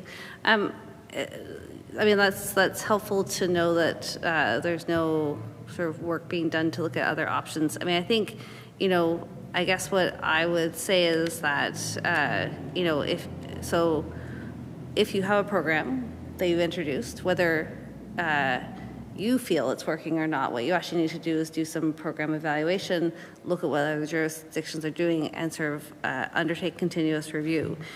And related to that, actually, is this minister's refusal to consider changes to the Finance Act to address additional appropriations. And, you know, I understand, just to preempt some of the conversation. So absolutely, it was an NDP government in 2010 that introduced the changes to the Finance Act. Those changes in 2010 were long overdue. It's been 14 years, and particularly at as sort of a key part of how government manages, I think that legislation should be reviewed on on a schedule, on a fairly continuous basis, that there should be ongoing analysis. And so we have an Auditor General who said twice that this is not appropriate. We have, you can review the Auditor General report that, indicates that we're out in the wilderness in terms of Canadian jurisdictions and how this is handled. So I'm wondering if the minister can tell me one reason why he would not consider updates to the Finance Act to address additional appropriations. I recognize the Honourable Minister of Finance. Because you can't have it both ways. The NDP did bring the policy in. I never had a problem with it. I was a finance critic at the time. So I feel I have integrity on this issue. It is, if it was good for the NDP, because they brought it in and used it during their time in office, if it was good for the Liberals, who were in office for 8 years, suddenly it's not good anymore for the NDP and the Liberals because the PCs are in office. You can't have it both ways. Either this policy change back in 2010 was okay or it wasn't. It was certainly okay for the NDP at the time. They brought it in. It was okay for the Liberal Party. They used the same rules when they were in. We're using the same rules. So, and I didn't have a problem with it when I was in opposition. You know what's something else, Madam Chair? Personally, I didn't file one FOIPOP request in my entire time in the legislature. Do you know why? Because I believe most of the information is already out there with the public anyway. Most of the information that needs to be debated, I would say pretty well all of it is out there. It's already out there. And much like this spending, it's not a secret. We go across the street here and we have the media there, we invite the opposition, we lay out what we're doing. You can criticize it in the moment, you can debate it in the moment, you can run over to a microphone and a camera and say, this is awful. But you know what? None of the things that we've been spending the money on I think we're seen as awful. They're healthcare, housing, affordability, extreme weather events. Those are the big things. This is the budget we're working on now. Budgets are estimates. That's all they can be. We don't know for sure every dollar we're going to get from all the sources. We could never know that. Nobody ever knows that. We make our best. We make our best estimate. And we get, when it comes to revenues, we get all of the big Canadian banks to weigh in, Atlantic Canadian academic institutions to weigh in on our assumptions. We even run them by the Auditor General's office. So we don't know that there's going to be a Hurricane Fiona in the middle of the year. When we took office, who knew that we were starting to see signs of it, I think, in certain parts of the province, probably here in HRM, of housing. But I wasn't seeing housing issues before we came to office in my constituency in Inverness. I mean, they were there. There's no question. But, people would contact our office. Before too long, we would help get them placed with housing. You don't know the future. So the budget is an estimate. So additional appropriations, we're following the exact same rules as the NDP and the Liberals. It's a very transparent process. We're open to be held to account on it. As I mentioned earlier, we changed back the rules on the Public Accounts Committee because we welcome being held accountable. We want the opposition to have everything, at the Public Accounts Committee that they had and should have based on the rules of the legislature to hold the government to account. We welcome that. So we're following the same rules, Madam Chair. I recognize the honourable member for Halifax Citadel Sable Island. Thank you. There's a few things to sort of unpack there. So first of all, I appreciate the minister sharing his views on why he did or didn't use FOIPOP, but I don't know if that's meant to shame media, stakeholders, citizens, or members of the opposition using FOIPOP, but that's actually not what we're here to discuss as far as I can tell.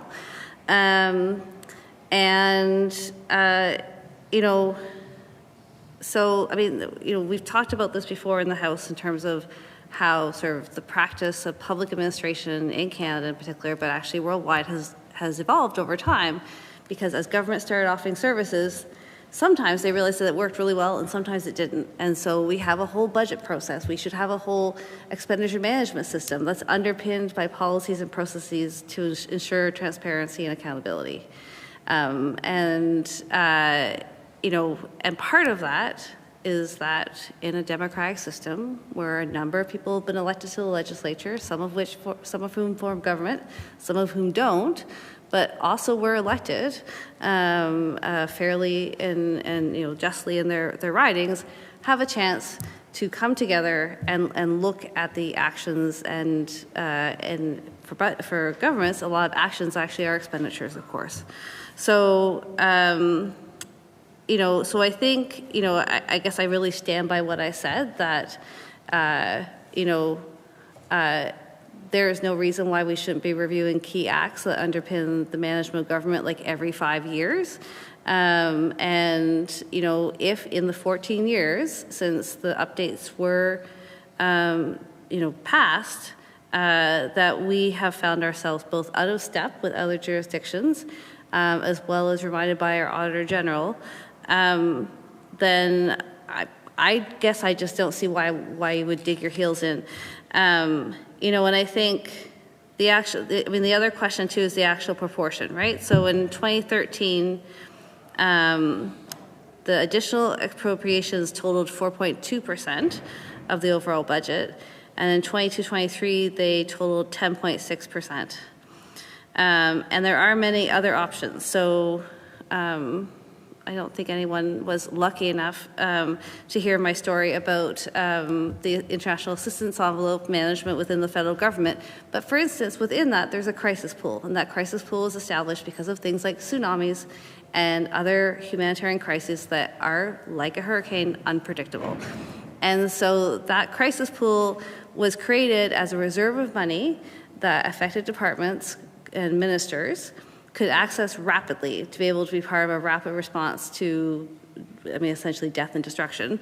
But there was still a reporting process. There was still an accountability to Parliament that followed up. And I think that's what, what we're talking about is what other jurisdictions do in terms of being able to both respond overnight to what people need in their provinces and territories, absolutely, but also respect the fact that they are actually a democratic government.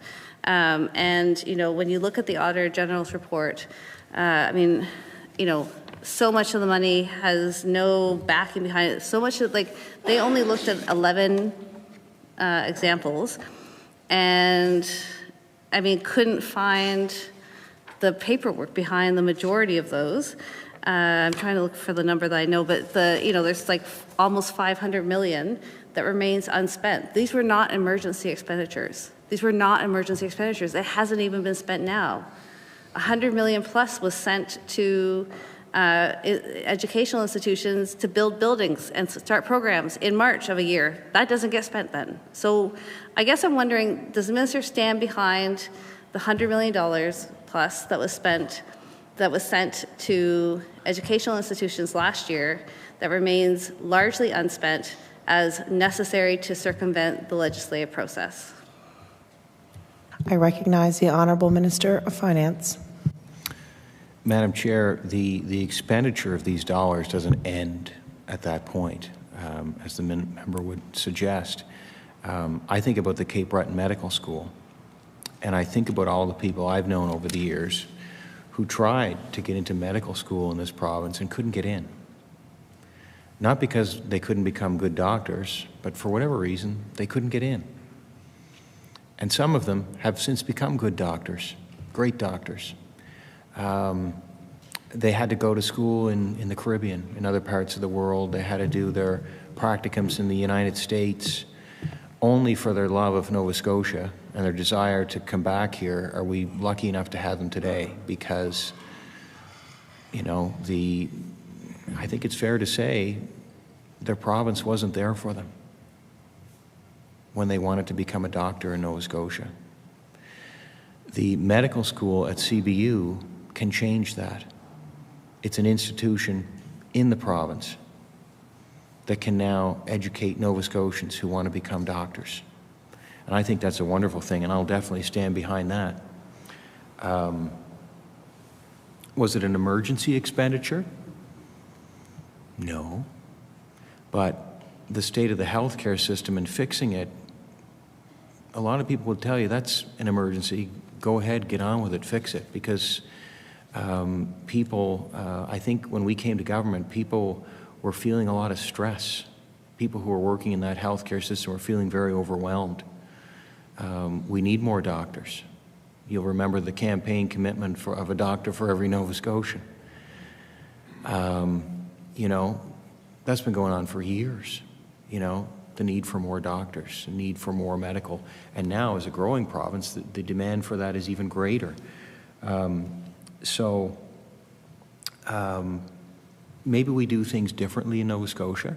I know we have a law amendments committee that other provinces don't have, where we bring people in off the street to comment on bills. I know the way we do our revenue projections in this province is different from other provinces. I think it has even more scrutiny. The question of additional appropriations, I mean, a government is elected to act. Not everything the government does is done through the legislature. Many things are done through regulation by Executive Council. That's one of the branches of government, along with the judiciary and the legislature. So it was the NDP that empowered the government to do additional appropriations in 2010. It was democratically done. It was done in the legislature. And it was accepted in the legislature, as I recall.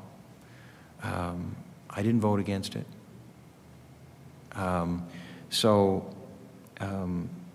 To suggest that the legislature is being circumvented, I disagree with that. That was a bill that went through the legislature in 2010 by the NDP, and it must have been supported by the Liberals because they used it for 8 years. We're using the same rules. We're following the legislation, and we're accountable to the legislature through that legislation. And the forecast updates that we provide, that I spoke about before, where we invite the opposition, invite the media, those are required under legislation. So we're following the legislation. We could have debates over these additional appropriations, but by the time we'd have them, they've already been made. The expenditures have been made. Government has to act when there's a Hurricane Fiona. If government wants to fix the healthcare system, should we not act if we have the money to move ahead more quickly, if we have the money to do it? Can you imagine the criticism that we would have from the same members of the legislature that criticize us for spending if we didn't spend the money and we sat on it and we tabled massive surpluses at a time when the healthcare system needs investment? Imagine the criticism. If we have the money, we want to spend it to help Nova Scotians.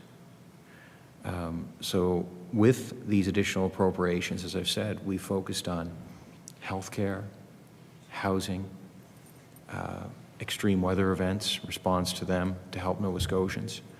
We know about the fires that happened, the Hurricane Fiona, the floods.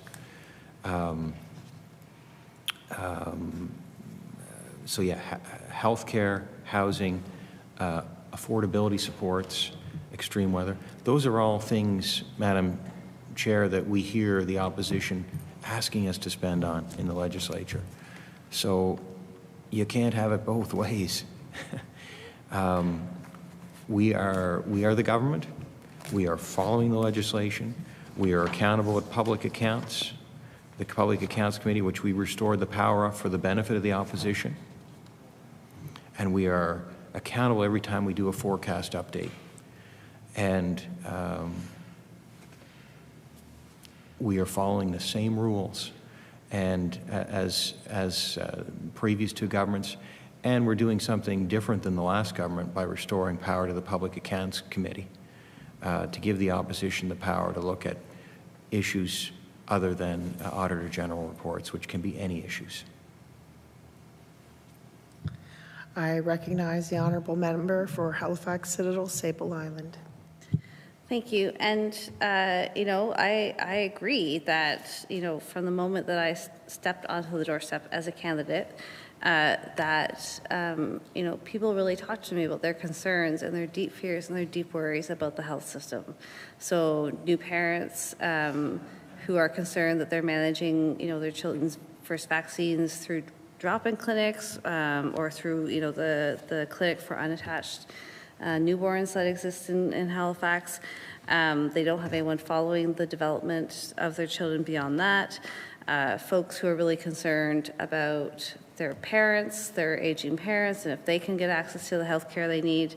You know, in my writing, lots of healthcare professionals, of specialists and others have confessed many of their fears of working in a system that is crumbling and that they're actually not able to provide the timely health care that they want to be able to provide. And talk to, you know, a two-doctor family from elsewhere in the country, and again, because just for confidentiality, I won't name the other province, but who had come for a year hoping to settle and honestly didn't feel ethically that they could work in this healthcare system. So does the healthcare system need help? Absolutely. And those fears haven't changed. I hear the same concerns on the doorstep.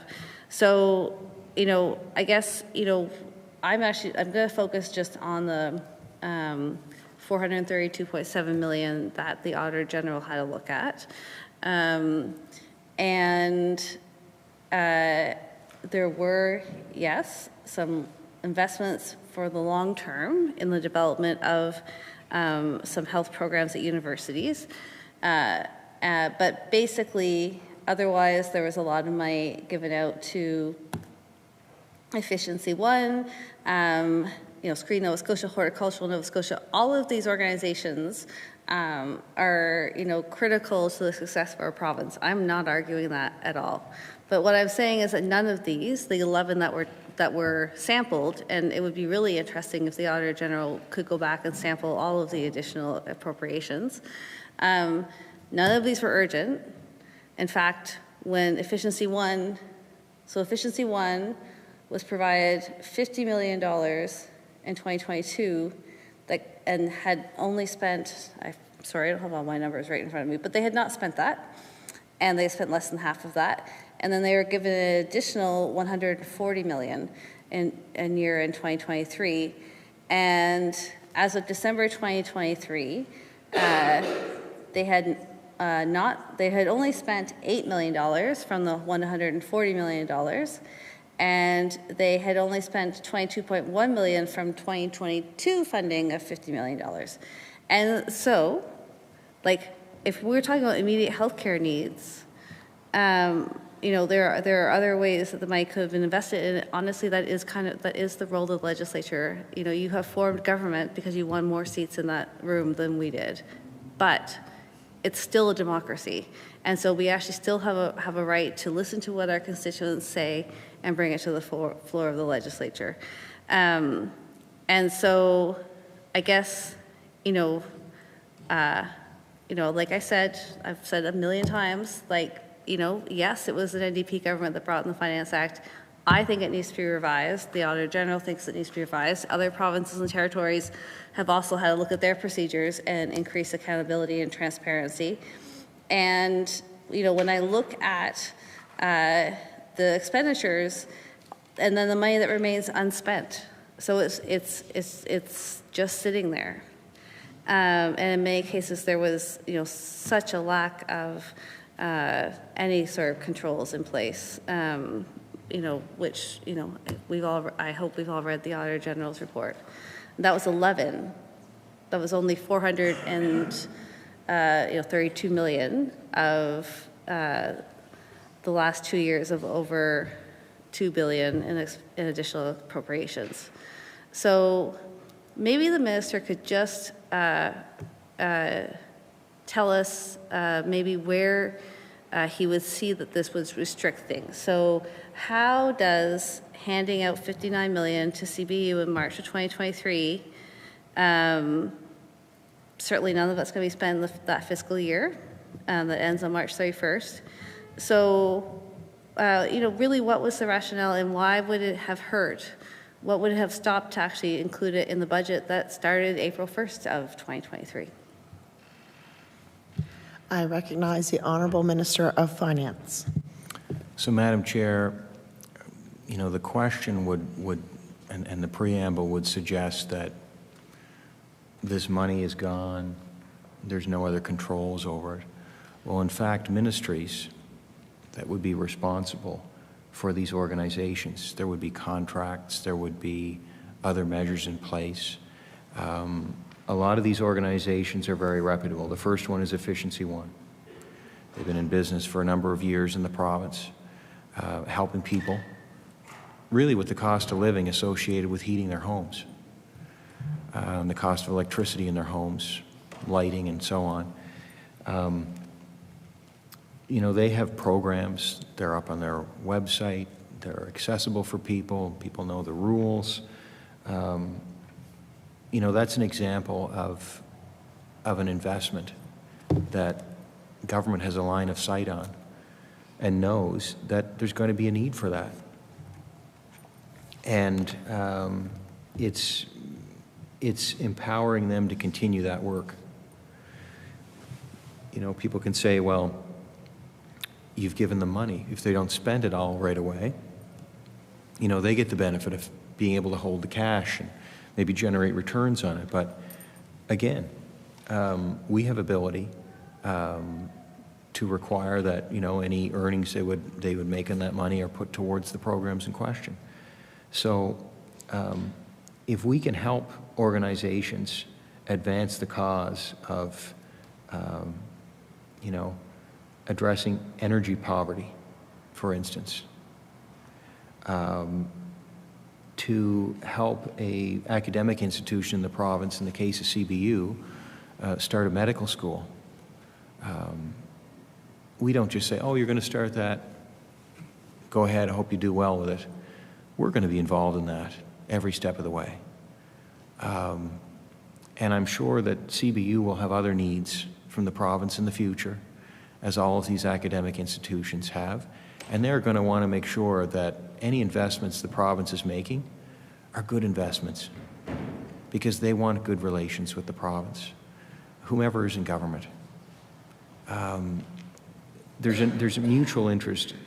These organizations, they are interested in the people they're serving, and they're the same people that we're serving.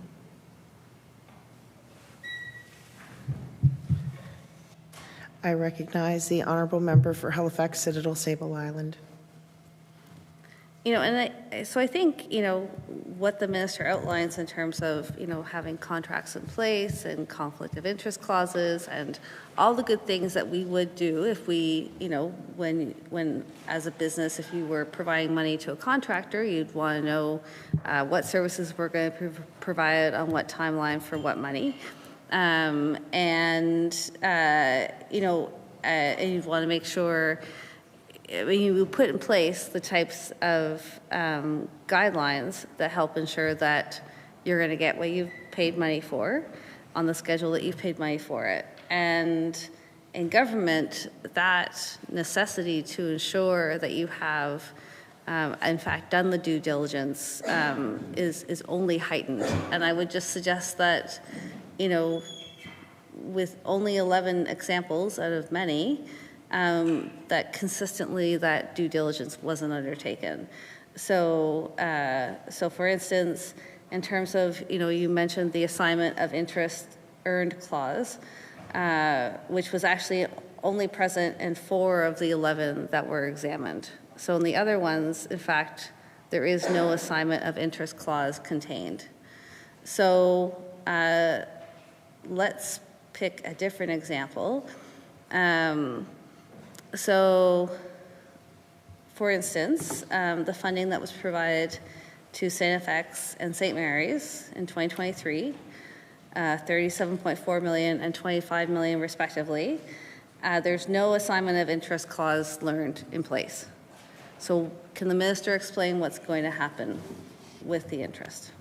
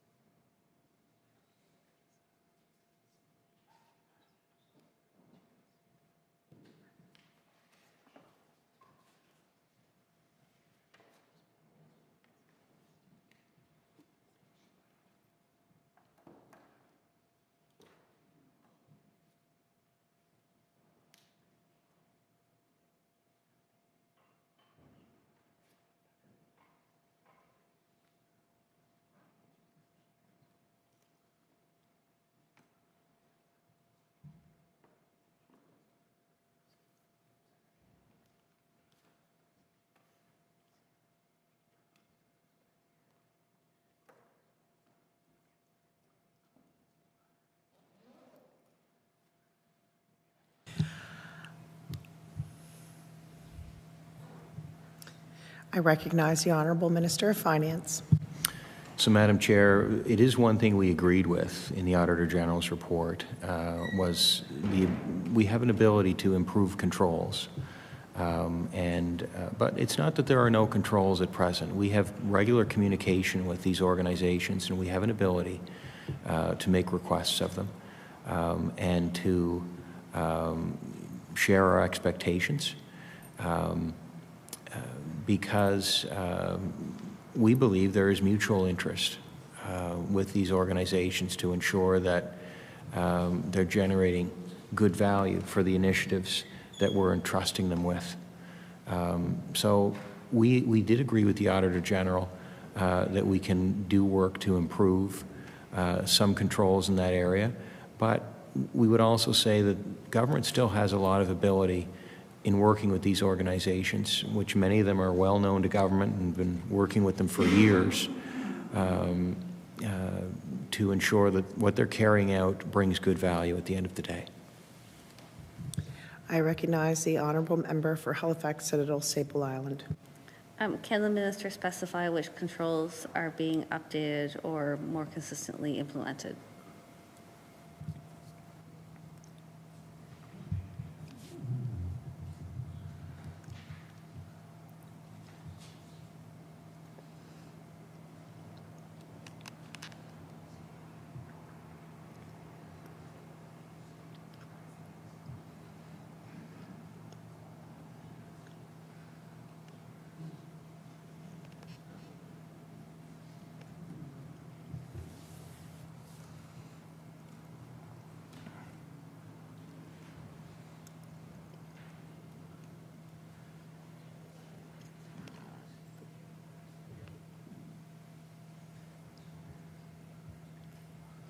I recognize the Honourable Minister of Finance.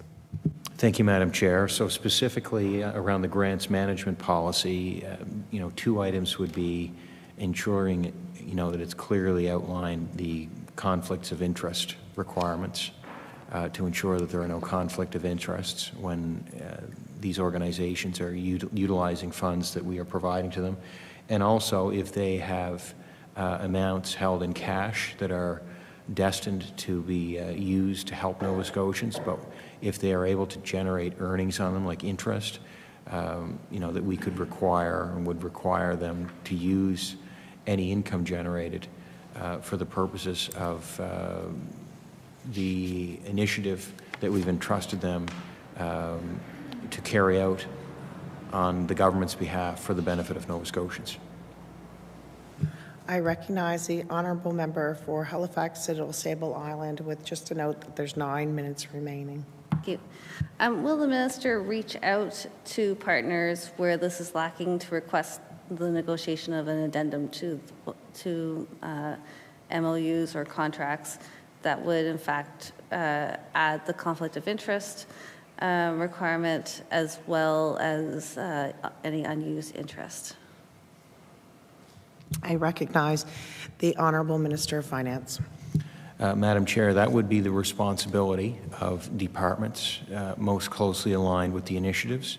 However, our department would certainly work with them on that to improve that. I recognize the Honourable Member for Halifax Citadel Sable Island. So will the minister or has the minister proposed this to Cabinet? I recognize the Honourable Minister of Finance. I'm sworn to oath of cabinet confidentiality. But I think the important answer to the members, what the member's getting at is, you know, are we going to work towards controls? And yes, we've agreed with the Auditor General that there are some improvements that can be made here, and we intend to make them. I recognize the Honourable Member from Halifax Citadel Sable Island. You know, I appreciate that, of course, the proceedings of Cabinet cannot be revealed, but I am hopeful that the minister would demonstrate leadership and his responsibility for the fiscal well-being of the province to suggest that, you know, of the current spending envelope of government and what's been spent, that there be some you know, retroactive work to make sure that going forward, these contracts, which, you know, will take years to spend down, are in fact updated. The better paycheck guarantee, will the minister indicate if it's been abandoned? I recognize the Honourable Minister of Finance. Madam Chair, I think the Premier made some significant comments on that earlier this year, and the member would be correct. I recognize the Honourable Member for Halifax Citadel Sable Island.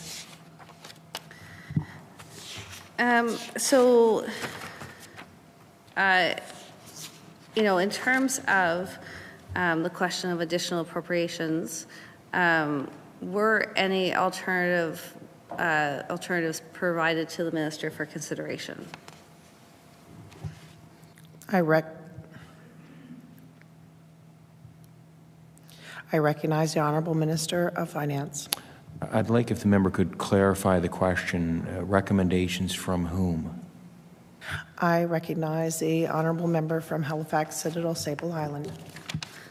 Sorry, I'm getting sloppy. So in the fall PAC meeting, the department stated the following, that, you know, we have carefully considered this matter and believe the system in place is transparent and accountable to the public and the legislature. And at this meeting, the minister's own position and comfort level of the current process was referenced. So I'm wondering, from the Department of Finance and Treasury Board, were alternatives presented to the minister? I recognize the Honourable Minister of Finance.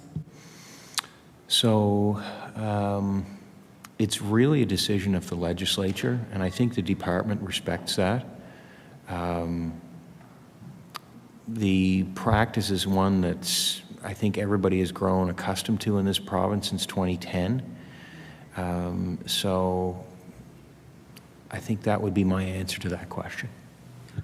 I recognize the Honourable Member for Halifax Citadel Sable Island. I mean, I'm thrilled to hear the minister say that the legislature is responsible for that. Will the minister table amendments to the Finance Act regarding this, since they've been asked for by members of the opposition? I recognize the Honourable Minister of Finance. Madam Chair, I think I can say comfortably that the department is comfortable with the current process, the current legislation around additional appropriations. So that would be my answer.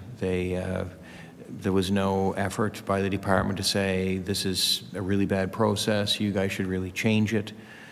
This is a process that's been in place since 2010 that's really received no complaint until very recently. And it was used by both the NDP who brought it in and the Liberal Party for 8 years until we came to office.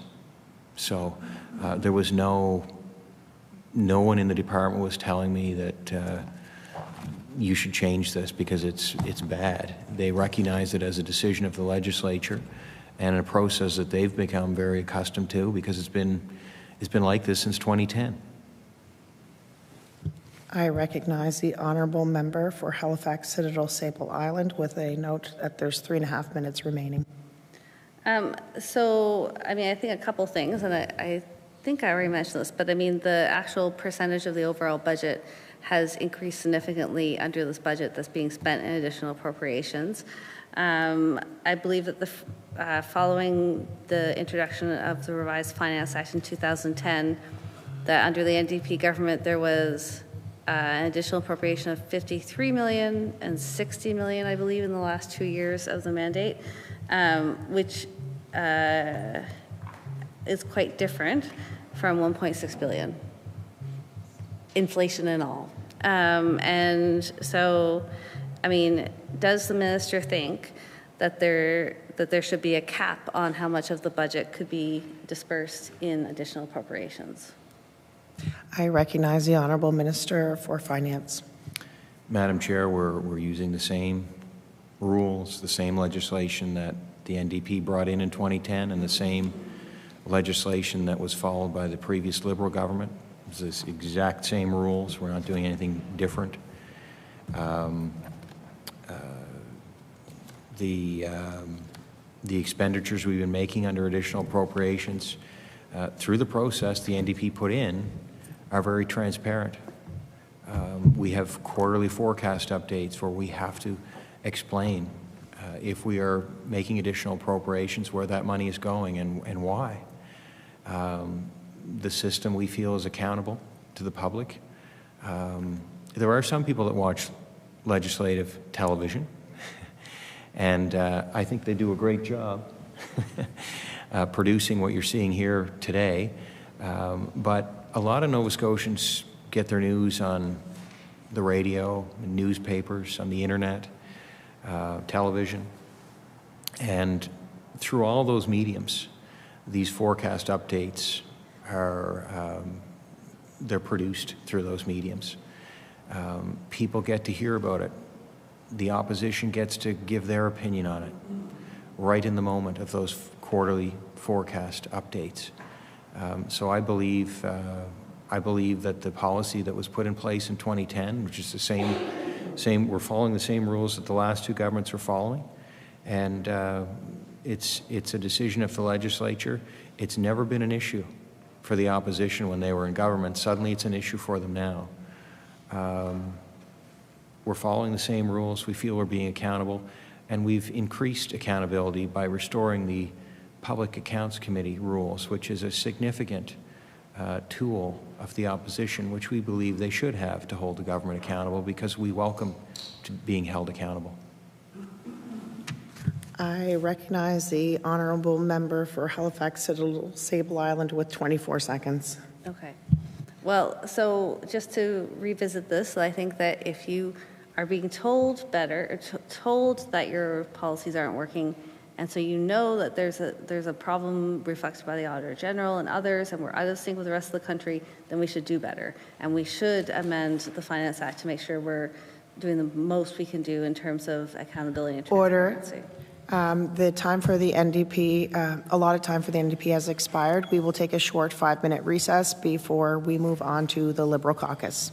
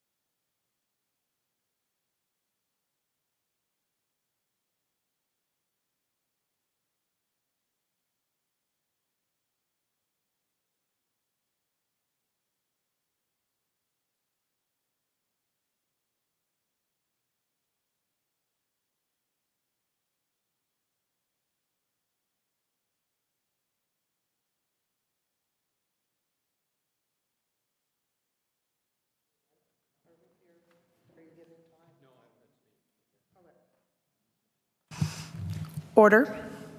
We will now resume. I recognize the honourable member for King South. Thank you very much, Madam Chair, and I just wanted to make a couple comments with respect to the Minister's approach to additional appropriations. I think what the Minister fails to recognize is, although it has been used since 2010, what has changed is the scale in which this government has decided to use additional appropriations, and what has motivated both opposition parties with respect to calling for a revision to how additional appropriations are utilized is the Auditor General, for the first time in 14 years, has raised this and raised it several times, given the unusual and excessive spending of this government. So to hide behind some history of 2010 with respect to the, what I would say, reckless spending by this government with utilizing additional appropriations, it's, I think, frankly unacceptable, and the Auditor General, I'm sure, will continue to call on this government to act in a more fiscally responsible way. But we're going to have to agree to disagree, Minister, because you seem to feel that additional appropriations that are reported after the fact, after the money is spent, and it is a fait accompli, that it's suitable accountability to appear for a half an hour in a fiscal update, give the opposition no time to analyze the additional appropriations and the spending, and give the opposition moments to make their points with the press, which you alluded to. We can go in front of the cameras with absolutely little time to analyze or question government on the decisions that have been made with the money out the door. So I just wanted to put that on the record with respect to why opposition and the Auditor General are calling on this government to end this practice, which is highly unusual. As has been indicated throughout the country, nothing like this happens. And it is serious when you see the actions of the government with respect to the Auditor General's report, which we'll probably talk a little bit about later in terms of the value for money for overspending of the budget. So with that, I'd like to go back to where we left off. Minister, on the Halifax Infirmary Expansion Project, you indicated in your final comments that we were going to market for that project. I'm very happy to hear that, and I just would like the Minister to confirm that they are going to be tendering this project as opposed to sole sourcing it with the remaining proponent from the P3 tender that was handed over to this government some 2.5 years ago and lost the one bidder. You were working with the remaining proponent, PCL, Plenary Health, and you're now indicating that we're going to market. So I think that's a very, very important change, and I just would like the Minister to confirm that they are now going to be tendering the total project or aspects of the project in a competitive tendering process. I recognize the Honourable Minister of Finance. Thank you, Madam Chair. That question doesn't fall under my portfolio, but I would encourage the member to ask during health estimates that question to the minister who's responsible for that to get an answer. I recognize the Honourable Member of King South. Thank you very much, Minister. Last year when I approached the minister responsible to try to gain some information on these projects, he referred me to the Minister of Finance. You clearly will not reveal a number, but you've told me you're going to market. That seems to indicate that you're under the impression that we're tendering, but you're not willing to confirm that here. I recognize the Honourable Minister of Finance. Well, Madam Chair, the member should know that ministers answer questions pertaining to their estimates for their department, and this initiative does not fall under my department. I did provide an answer earlier because he was questioning where it was showing up, I think, in the capital plan, which I am responsible for. But if he's asking questions about procurement of healthcare facilities, he needs to ask the minister responsible for that, and I think he still has the opportunity to do that, because I believe health estimates are occurring concurrently with our proceedings here in the Red Room, and I'm sure they'll last more than a day, so he should have the opportunity to ask the minister responsible, Minister of Health, to get the government's answer to his question, because we will have no problem providing the answer, but it needs to be provided by the minister responsible to ensure that the member has the most accurate and up-to-date answer he can have. I recognize the Honourable Member for King South. All right, thank you, Minister. I'm not certain I'm going to have an opportunity, based on what I understand is going on in the other room and the concurrent work that's going on here in subcommittee. So you are responsible for the capital plan, and we've determined that the Halifax Infirmary Expansion Project is not in the fiscal four-year capital plan, except for planning and design work. There's a number of other projects that the government has announced. Minister, the new emergency room in the Dartmouth General Hospital, is that in the four-year fiscal plan?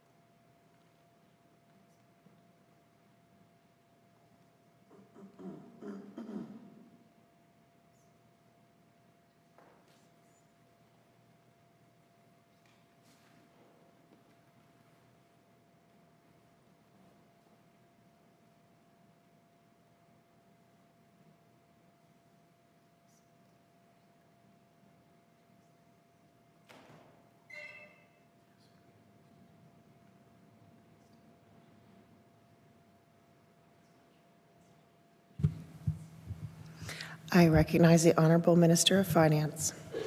Thank you, Madam Chair, and I would encourage the member, I would refer him to the Minister of Health for his question, and if he can't be in the other room, maybe a colleague of his can ask the question while Health is up in the main chamber to get an answer to that question.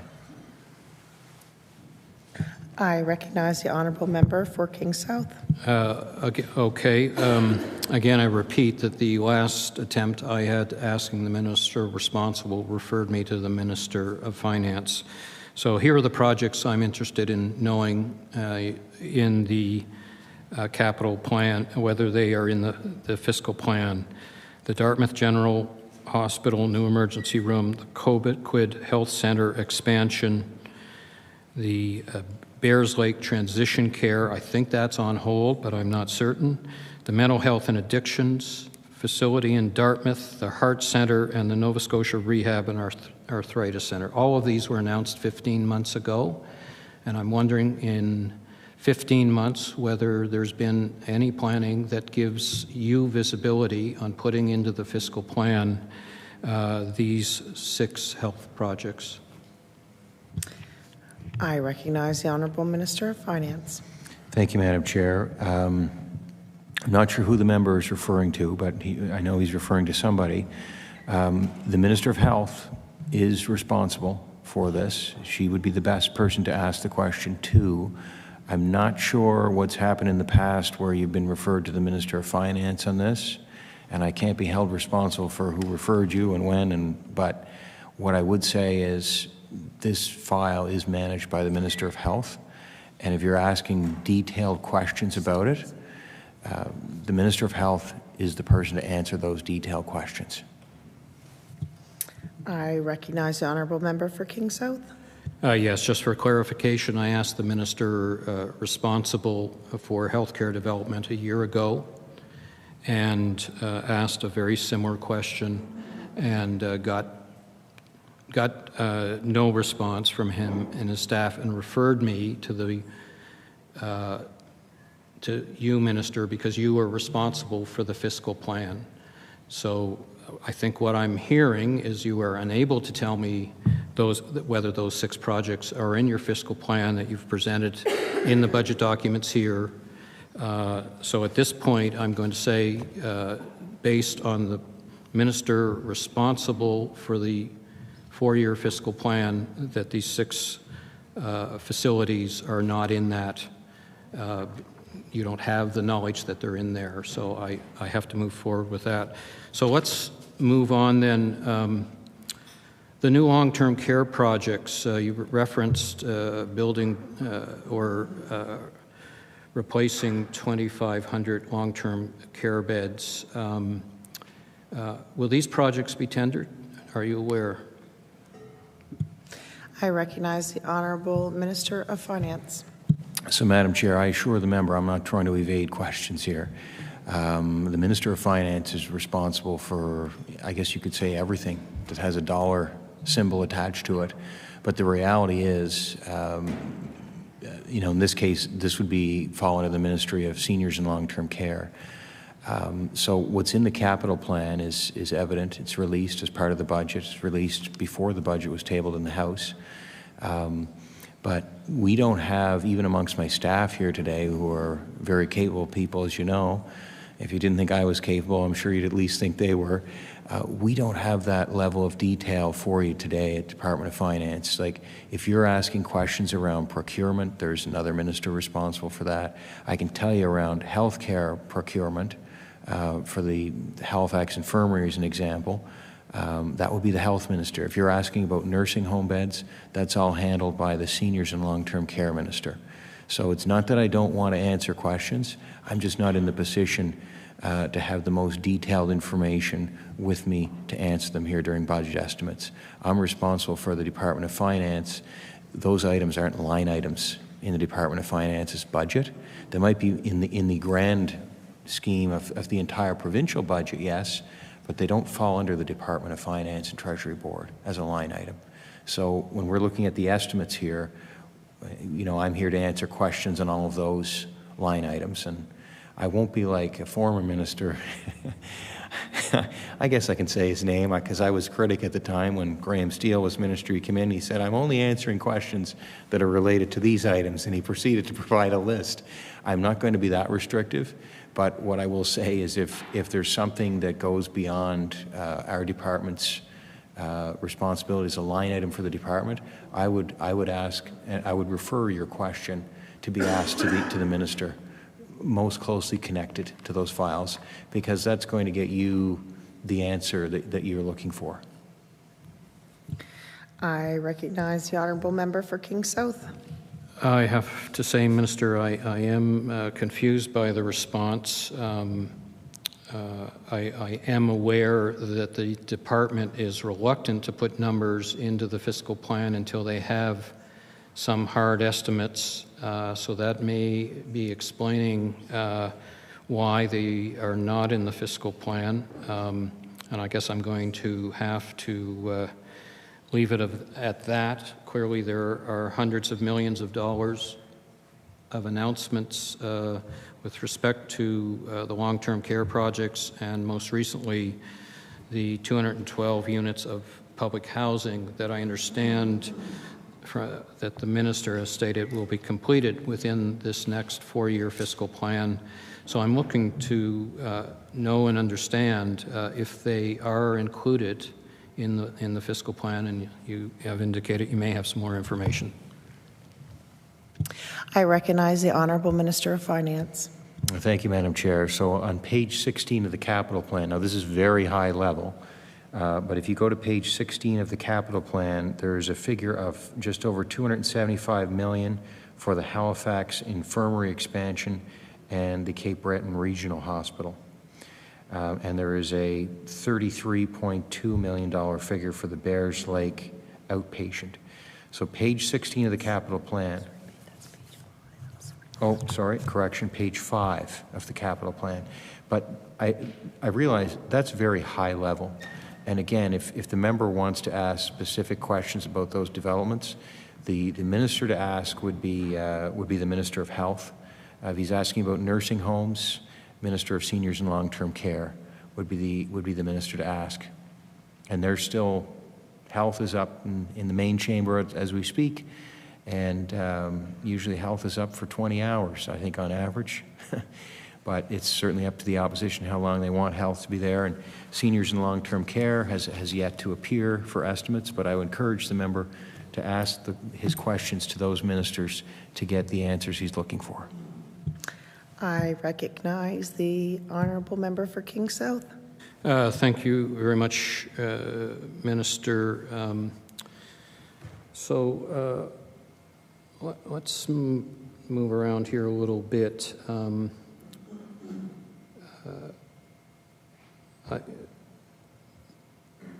In terms of spending controls with respect to the budgets that have been set, and I note the minister has indicated, well, budgets are just estimates, and so things are going to change. But they're also a plan. They are an indication to Nova Scotians what the government is planning to do. And I would argue that it is extremely important for government to spend prudently and wisely and plan their spending. And it's important to bring that plan to the legislature to show Nova Scotians what the thoughtful, prudent path is by the government, and to present those estimates to Nova Scotians and to the members of the legislature that this is our plan for the next year. And this goes back to the concerns raised with additional appropriations. Clearly, $1.7 billion 2 years ago was completely unplanned spending, and is the reason we need to call into question whether the spending is prudent and responsible, that projects have been thought through, are strategic. And I know this government wants to move fast, fast, fast, fast, fast. It's the title of the budget, but the Auditor General has clearly pointed out that there are significant pitfalls raised when a government does not present a budget and their fiscal plan for the year and stick to it. And if in the course of that year they fall into some money, then you plan that expenditure and bring back in the next year how you are going to spend the additional funds that you've received. Every province, I shouldn't say every, most provinces I've heard in terms of their budgets have been getting similar windfalls. New Brunswick just presented their budget today. I heard it was to be a balanced budget with additional spending on health care.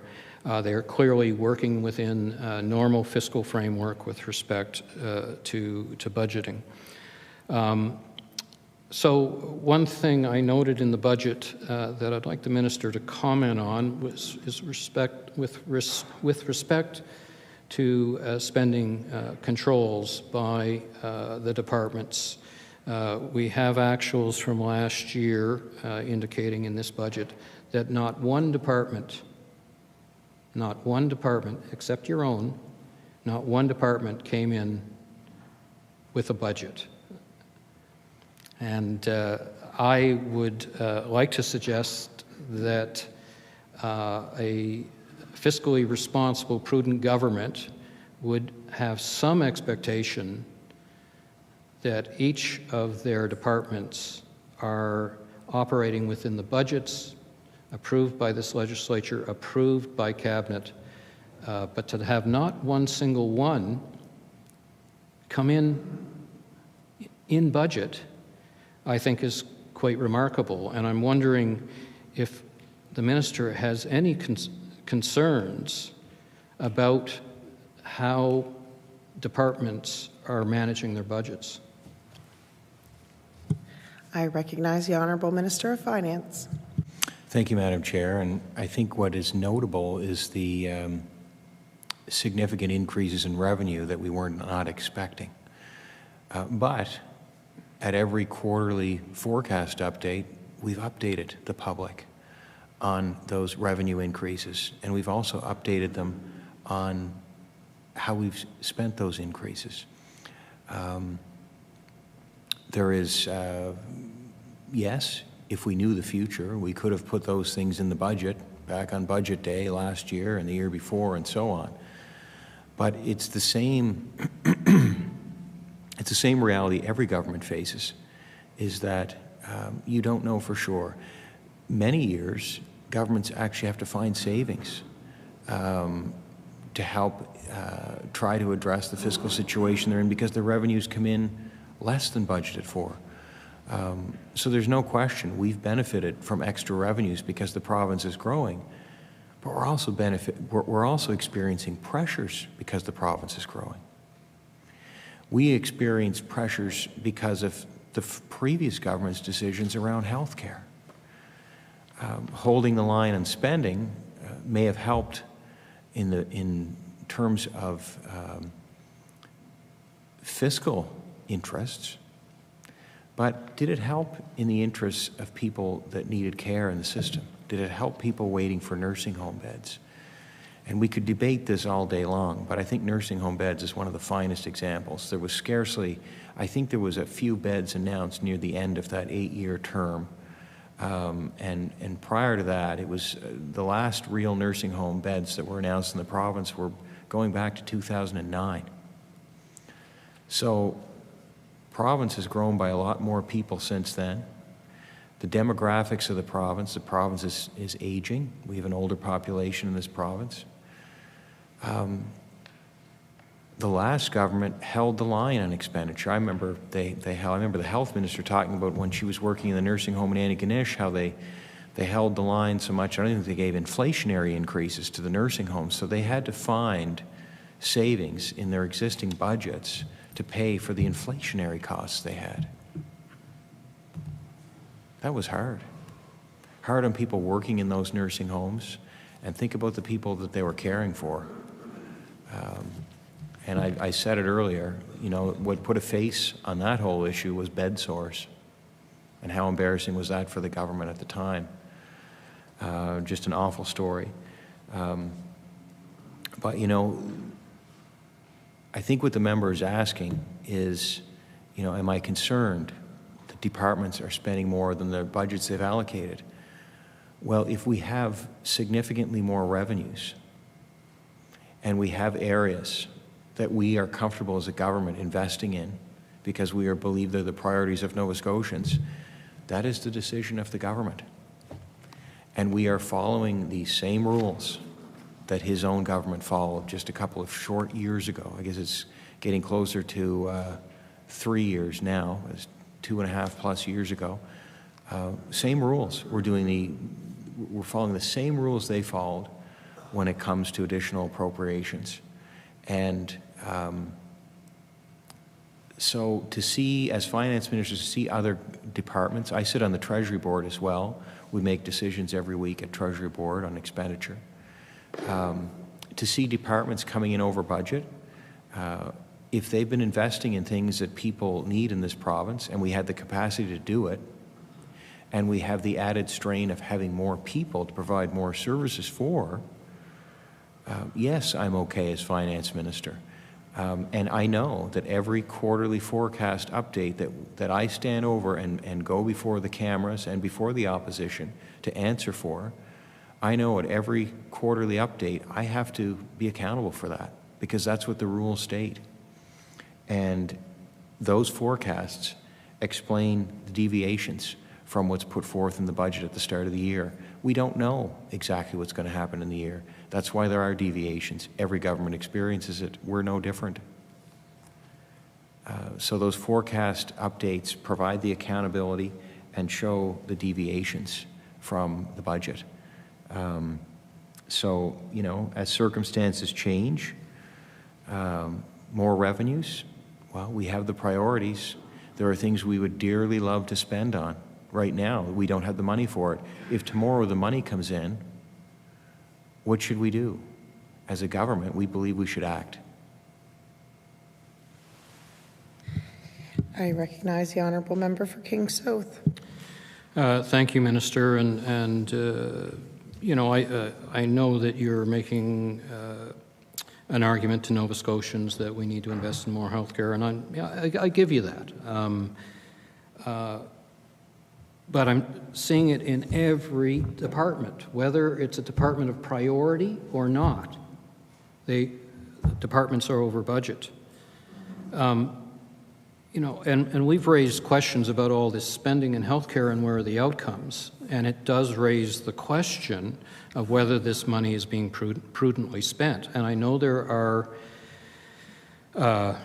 pressures in terms of growth, et cetera. You know, we're getting a 3% increase, 2% increase in population, et cetera, et cetera.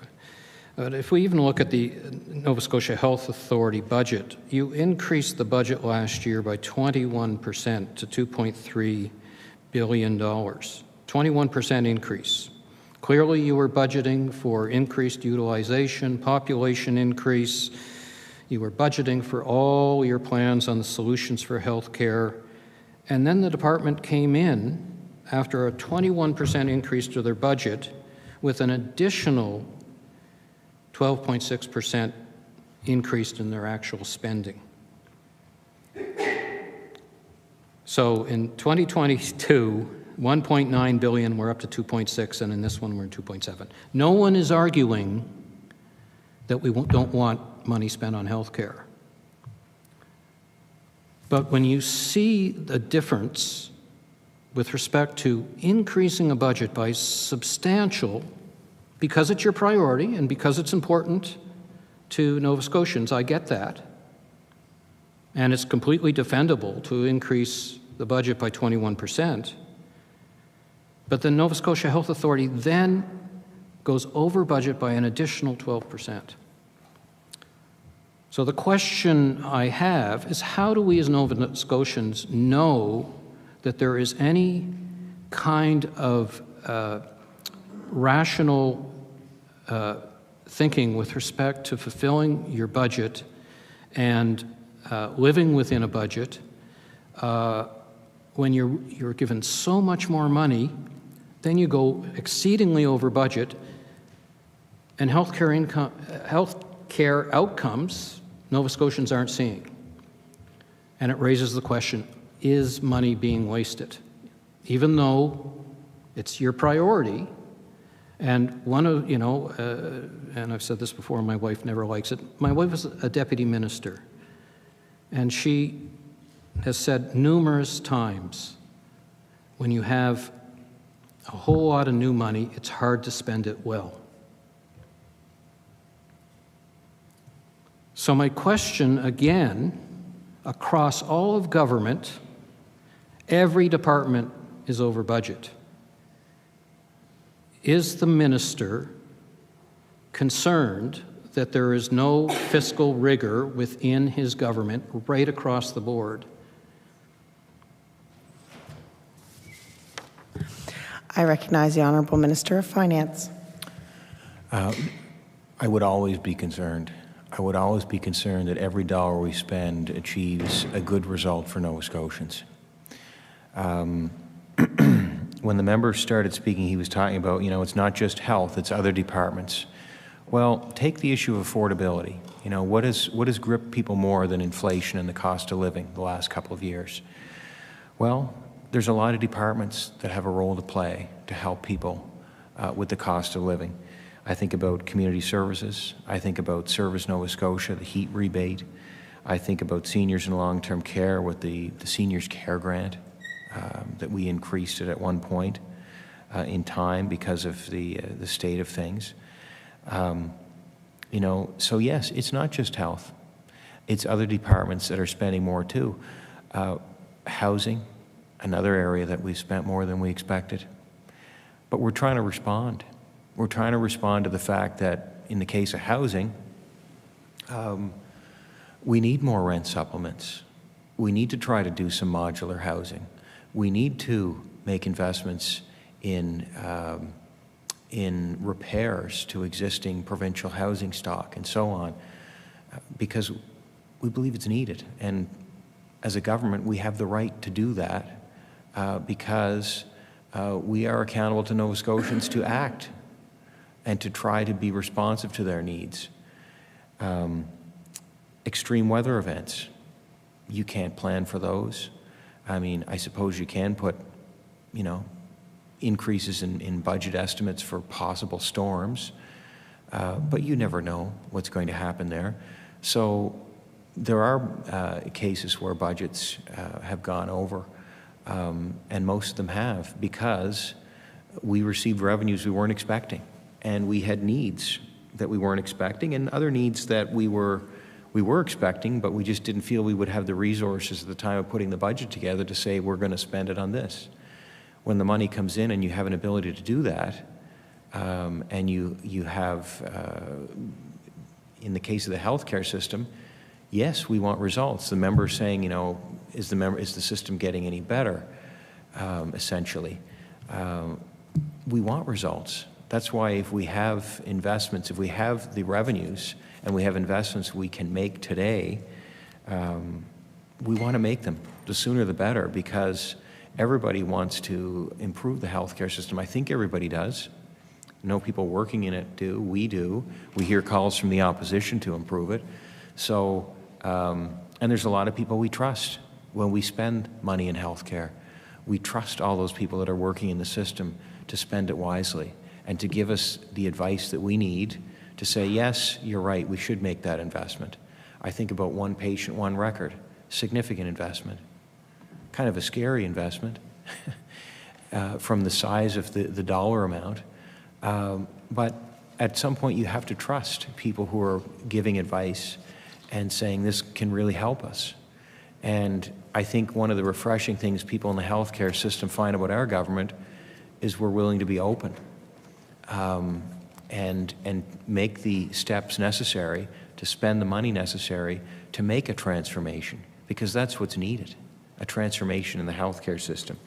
So, and you know, healthcare has gone up a lot.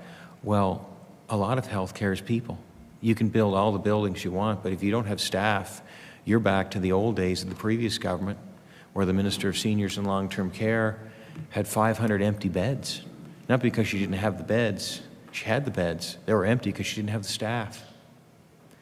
So, you know, it costs more when you're paying people more. We gave a significant raise to continuing care assistants because we have a shortage of them.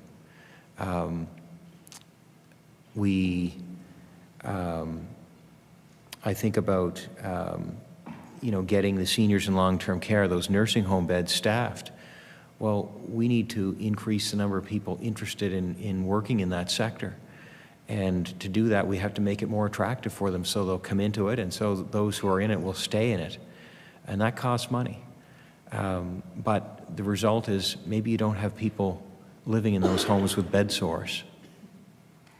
Maybe their staff, maybe you've got 500 vacant beds where you're paying 4 times the price for people who could be in those beds. If you had the staff to have them in those beds, you're paying 4 times the price to keep them in hospital beds because they don't have a nursing home bed to go to because there's no nurses at the nursing home, not enough of them.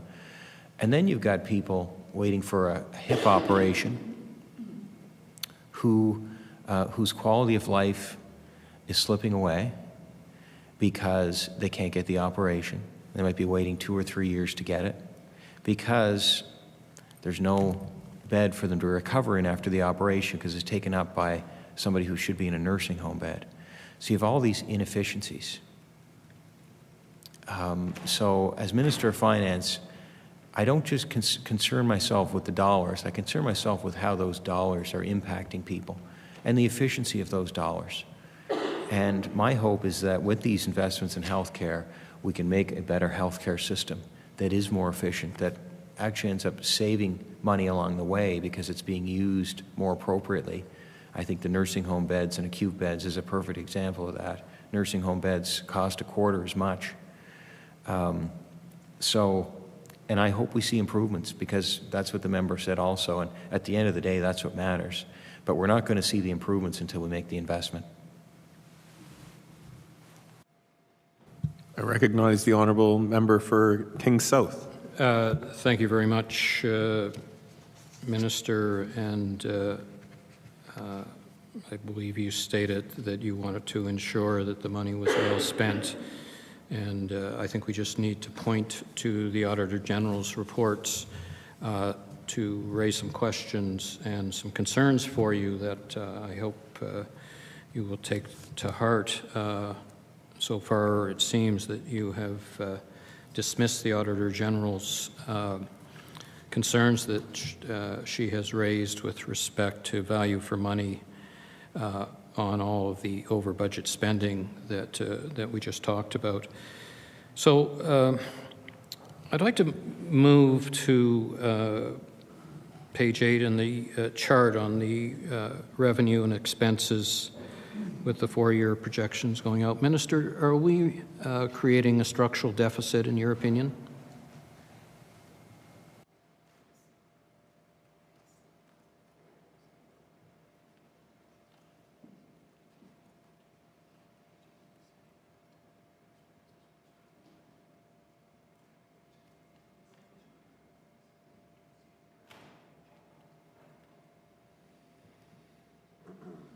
I recognize the Honourable Minister of Finance.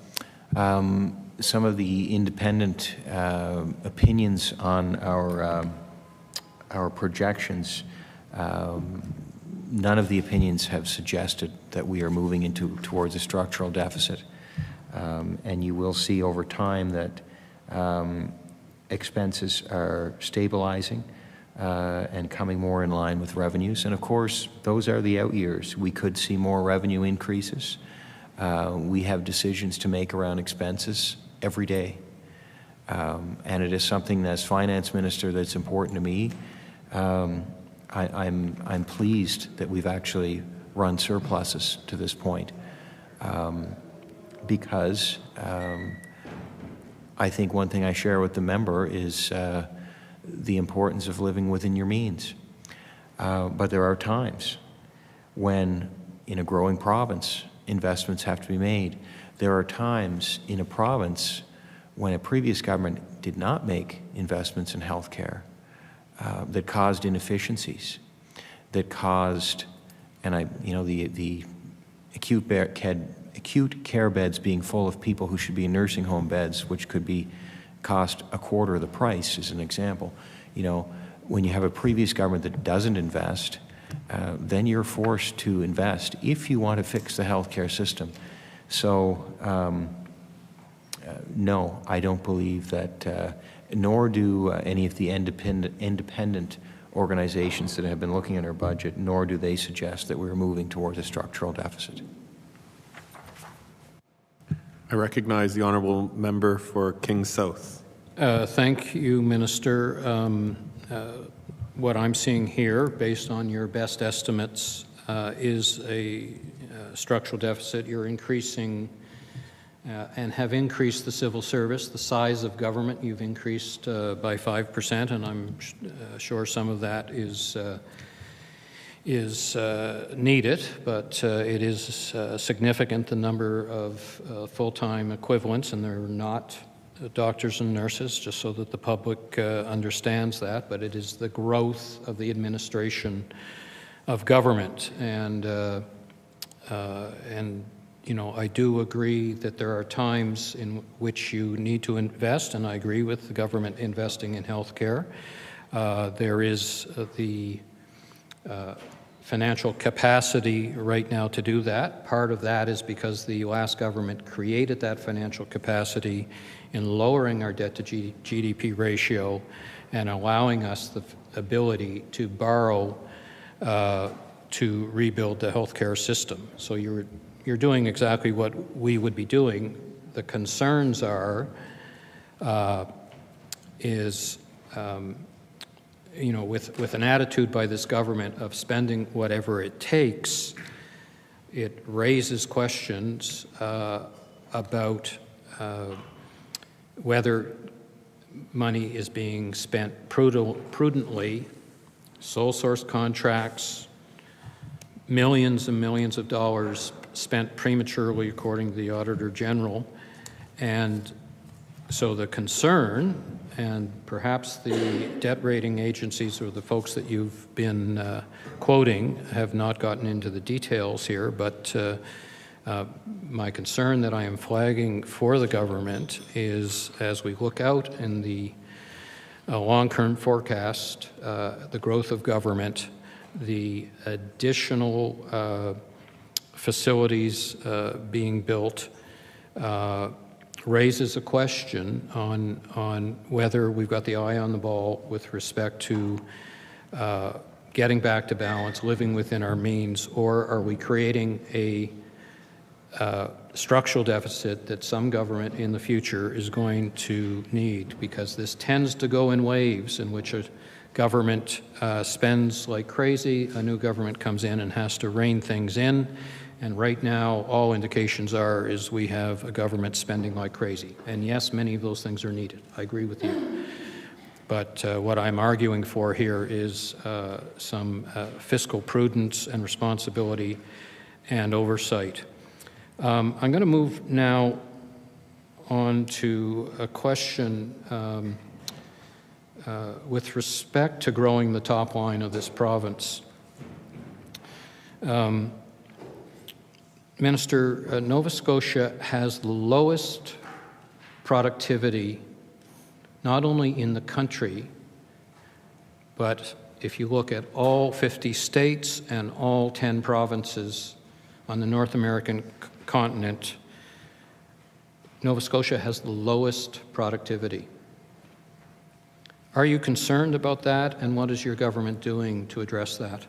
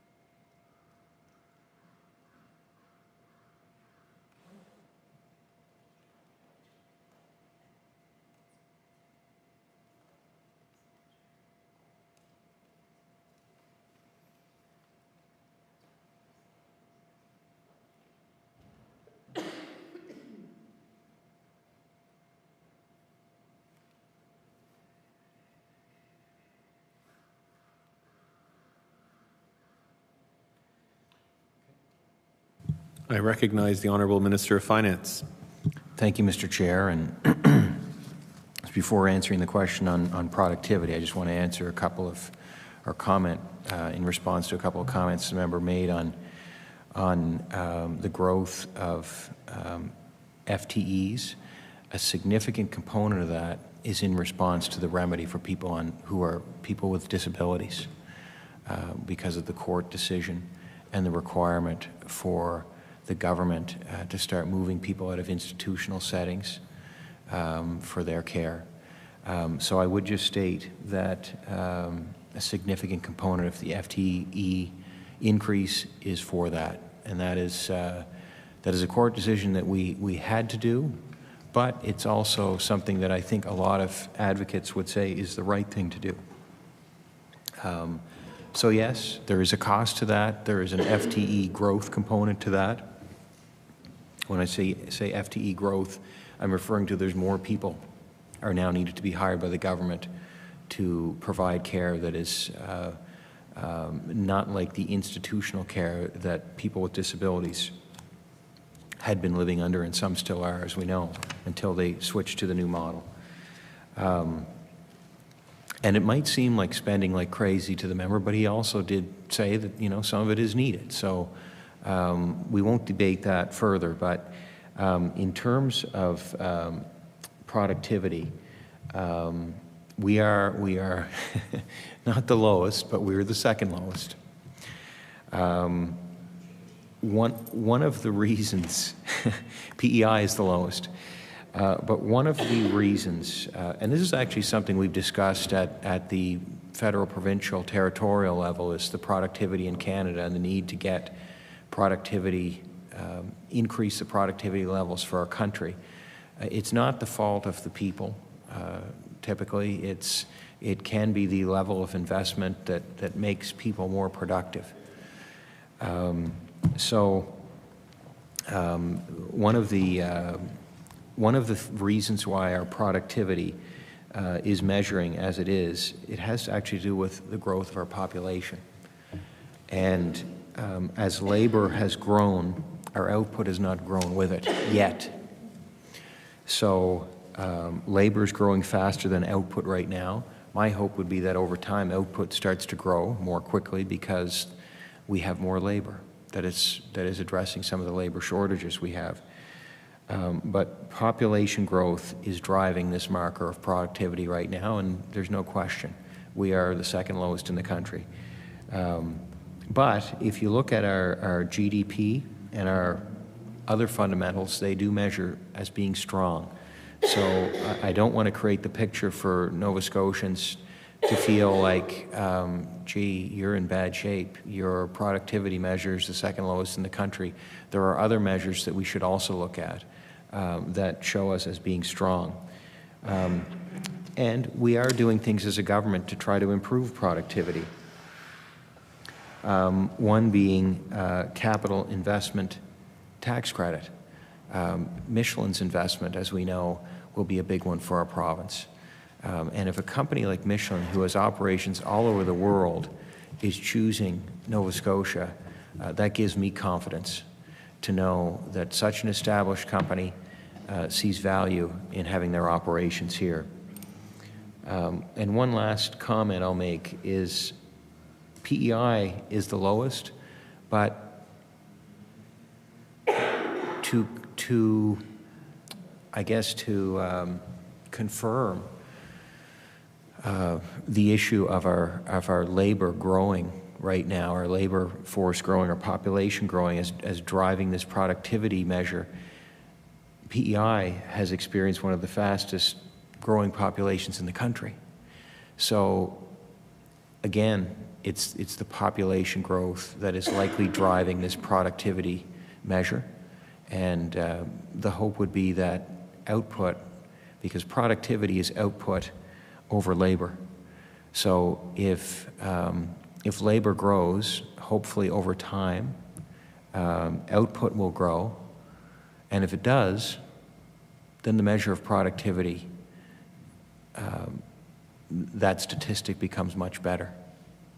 Thank you, Madam Chair. I recognize the honourable member for King South with 9 minutes and 40 seconds remaining. Thank you, Minister. I mean, that's helpful. I do appreciate the population argument. Still, we've got a long way to crawl out from number 61 in the country. And it brings me to my next question. I'm trying to sneak two in here. The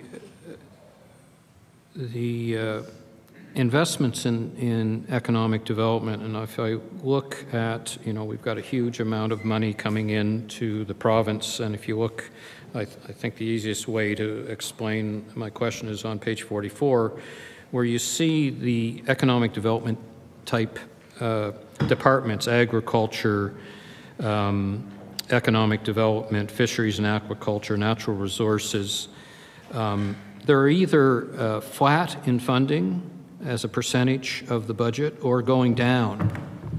And I'm just wondering, Minister, whether, again, as the minister responsible for the overall fiscal health of the province, whether you have any thoughts that we should be increasing our support to those departments that are key in growing our economy in Nova Scotia.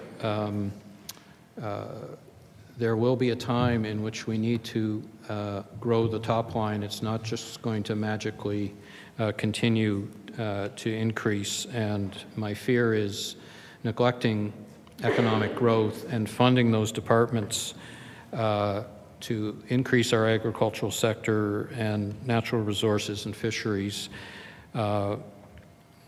Will the minister look at trying to increase that funding to those economic development growth departments to help with top-line revenue? I recognize the Honourable Minister of Finance. Madam Chair, as a percentage of the budget, some of those departments may not be growing, but you have to consider we're spending 36% more on health care than the previous government did, so massive increase to health care. If you look at those departments by dollar amounts, they're all increasing. And I think of one that the member would be, it would be important in his region of the province, in the Valley, the Department of Agriculture. I know their budget has increased, and we were able to do a lot of additional investment in that industry, as I recall, through additional appropriations. But those investments are good investments, and I will say, I have to thank my team of research in economics for statistics, and who help us with all our projections. They've noted and offered me that Nova Scotia's productivity growth has outpaced the national average from 2012 to 2022, and over that period, Nova Scotia's business sector labor productivity grew by 14.36% in total, while national productivity grew by only 11.85%. Only Quebec and Saskatchewan had faster productivity growth over that time. So our productivity may be low, but Nova Scotia businesses are showing that they can improve it. So there's no question. I think the member's question is around, are we investing enough in departments that have an economic development component or mandate? And if you look at it on a dollar-by-dollar basis, we're investing more.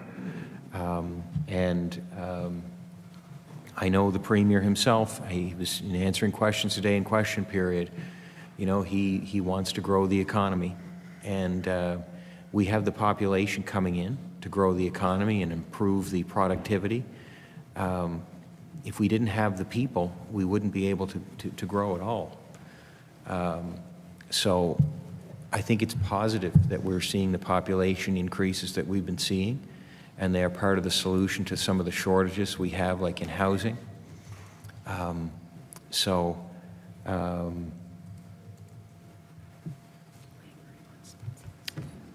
guess labor investments are critical.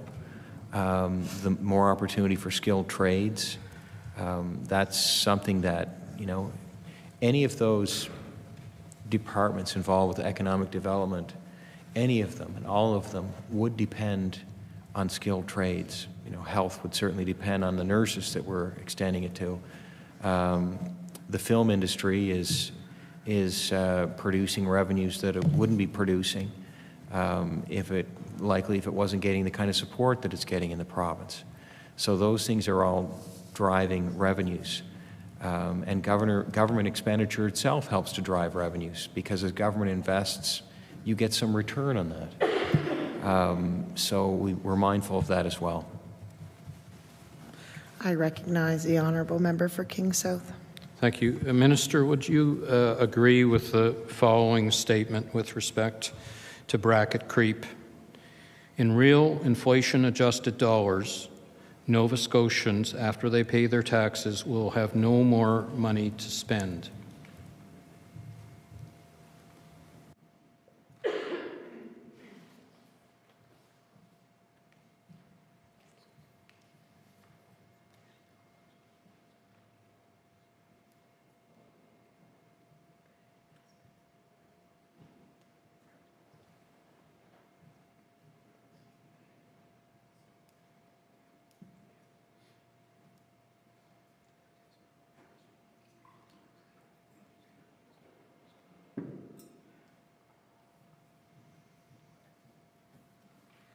I recognize the Honourable Minister of Finance.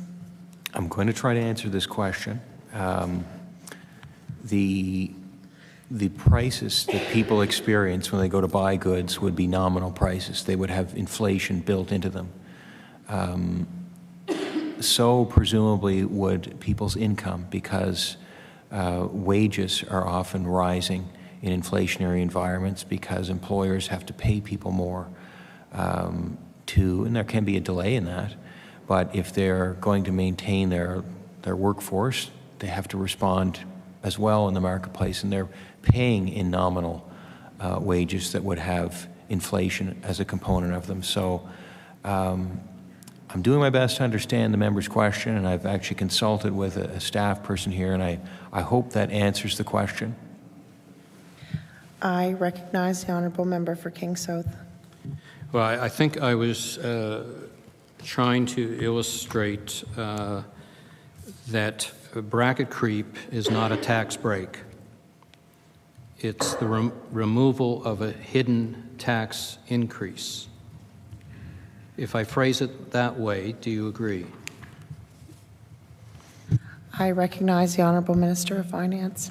What I would say is that bracket creep was something that a lot of people identified in the province and said, and I think because, you know, inflation was quite low for a number of years. There was very little increase in inflation.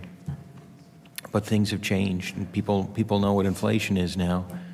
Not just the economists, the average person understands that things cost more and they're going up, and they're not getting necessarily any more for their dollar. Too many dollars chasing too few goods. One of the big issues coming out of the budget was, or coming into this budget and putting the budget together, was the issue of bracket creep. And a lot of people felt the government should index tax brackets so that as people move into the next highest tax bracket, because their wages have risen, and maybe not because they got a raise, but, well, maybe they got a raise, but it was in response to inflation, so they're not really getting a raise, if they move into that next higher tax bracket, if they're not indexed, they're going to have to pay a higher rate of tax on that marginal portion of that bracket they're moving into. So by getting rid of bracket creep, by indexing the tax brackets, I feel like we've given tax relief to Nova Scotians, and it's tax relief they'd been asking for. I recognize the Honourable Member for King South. Thank you, Minister. I think we're going to have to agree to disagree. I'm agreeing with Taxpayers Federation and Fraser Institute on that this is not a tax break, but the removal. Order. The time for the Liberal Party has caucus, has expired. It is now time for the NDP with 42 minutes. I recognize the honourable member for Cape Breton Centre, Whitney Pier. Thank you, Madam Chair. And with the time allotted, we are going to give our time to the independent member for questioning, with the provision that we give 7 minutes to the minister to give the resolutions. Okay, so I will recognize the honourable member for Cumberland North with a note that there's 41 minutes and 25 seconds left, but the minister will need 3 minutes or so, 7 minutes to read his resolution, and I will need a half a minute as well. So I will give you a 5-minute or 10-minute reminder. So I recognize the honourable member for Cumberland North. Thank you, Madam Chair. And I look forward to having some time with the Minister of Finance and the department officials. And most of my questions are going to be pertaining to Cumberland North, of course, the people that I represent in that area of the province. And I know the minister's heard me speak before. We do have very unique challenges, unique situations, and also unique opportunities in Cumberland County as we border New Brunswick. So thank you. I did want to ask the minister, through the chair, if the minister received the Cumberland North pre-budget submission that I had sent to the minister before the deadline this session. I recognize the Honourable Minister of Finance. Thank you, Madam Chair. We received this year, I guess the total now doesn't really matter, but I can tell you the number of submissions we received was significant. We went through them all. It was about that thick.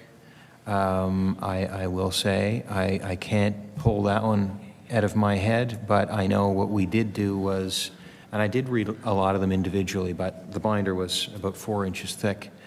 And what we did was we coded them. We found similarities. We found themes. 3 big themes were tax relief, and namely indexing tax brackets, that we need to do more for housing, to increase the supply of housing, and healthcare workers, that we need more healthcare workers. And I think that's because Nova Scotians see, that healthcare is people. And if you don't have the health care, whether it's a doctor or what have you that you need, I think that's why they specified healthcare workers. But happy to, if you want to expand on what was in that specific submission, I'd be happy to try to answer questions. I recognize the Honourable Member for Cumberland North.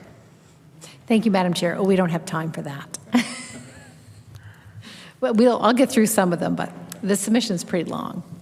And I do contact each department minister for the specific needs to that department, but what I try to do each year on behalf of the people I represent is send something through to the finance department as well.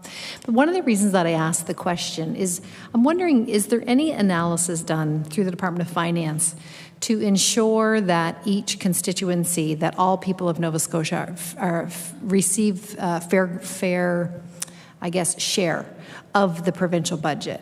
And to follow up with that, specifically why I asked that question is, as we know, I'm an independent, and there is sometimes a concern that money is being spent partisan.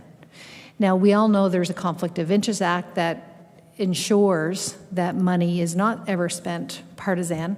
In fact, the Conflict of Interest Act clearly states ministers must make every effort to ensure that their departments are not used for partisan political purposes. So I'm assuming that never happens. But when I was in opposition from 2017 to 2021, it wasn't much, but Cumberland North received about 10 kilometers of paving each summer.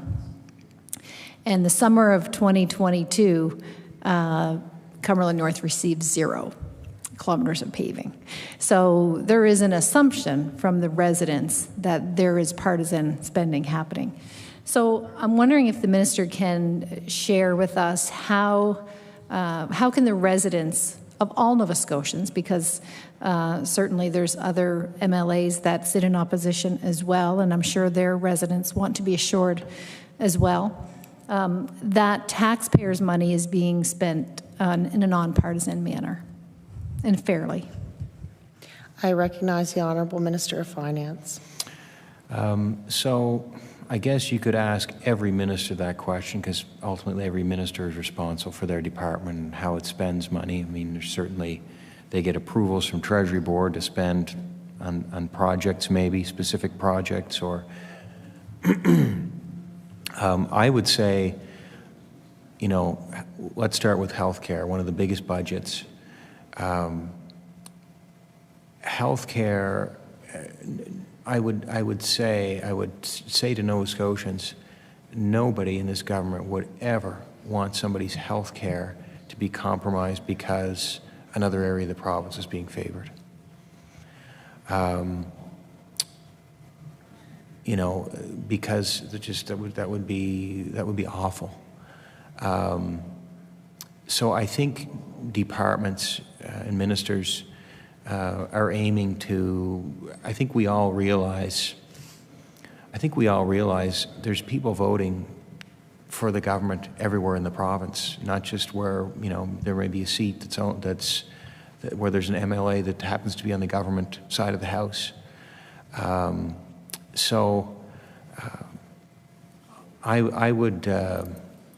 I would say to the question that, because I know people feel that way sometimes, and the example you gave about paving, if you keep a secret, I'll tell you that the people of Inverness didn't get as much as they've gotten in some years since I've become the Minister of Finance, which is hard for me because I'm supposed to be the one with all the money now. So there are situations where things like that can work out, and I know in my case, in my area, there was, you know, last year they had to move an asphalt plant because it was a bother to a community, and it was the right thing to do to move it. The unfortunate thing was it was late in the year and the paving didn't get done, and it didn't just affect one project, it affected two. So there will be situations like that, but I would tell Nova Scotians that that we're there for everybody. And I know, if I can quote, I think Alan J. McEachen said this one time, because this is kind of a political question, so I'm going to give a bit of a political answer. He said, you're just supporting the people that, somebody said to him, you're just supporting the people that voted for you. And he said, everybody voted for us after this. In other words, the election is over. It doesn't matter anymore. And I can tell you, as Minister of Communities, Culture, Tourism, and Heritage, you know, I think about programs where we've made additional investments to help people with generators. Well, we've helped everybody that we could, everybody that applied. So I would give that as another example to Nova Scotians. No matter where they're living in the province, we care about them. Yes, we can have disagreements in the legislature with the MLA that's representing them. That's normal. That happens. That's the whole purpose of democracy. But at the end of the day, the investments we're making as a government, we're making them for everybody and for the benefit of everybody that lives in the province. I recognize the Honourable Member for Cumberland North. Thank you, Madam Chair, and thank you, Minister, for the answer. It's a good question, because I get it a lot. And I will say we do get significant amount of money invested in Cumberland North, and I try to always share that with people, and so that they see the positive as well as the negative. But the road was very noticeable to have 0 kilometers amount of paving.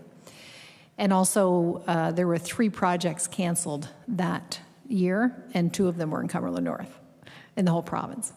So it seemed to be not a coincidence.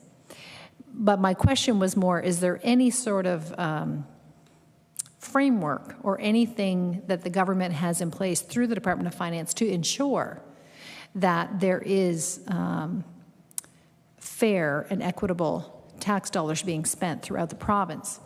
And I'm going to tie in another question that is similar. Is there any sort of framework or analysis that the budget goes through looking at a gender equity lens? So this is becoming more around the globe. A lot of countries are making sure that they put their budget through this gender equity lens.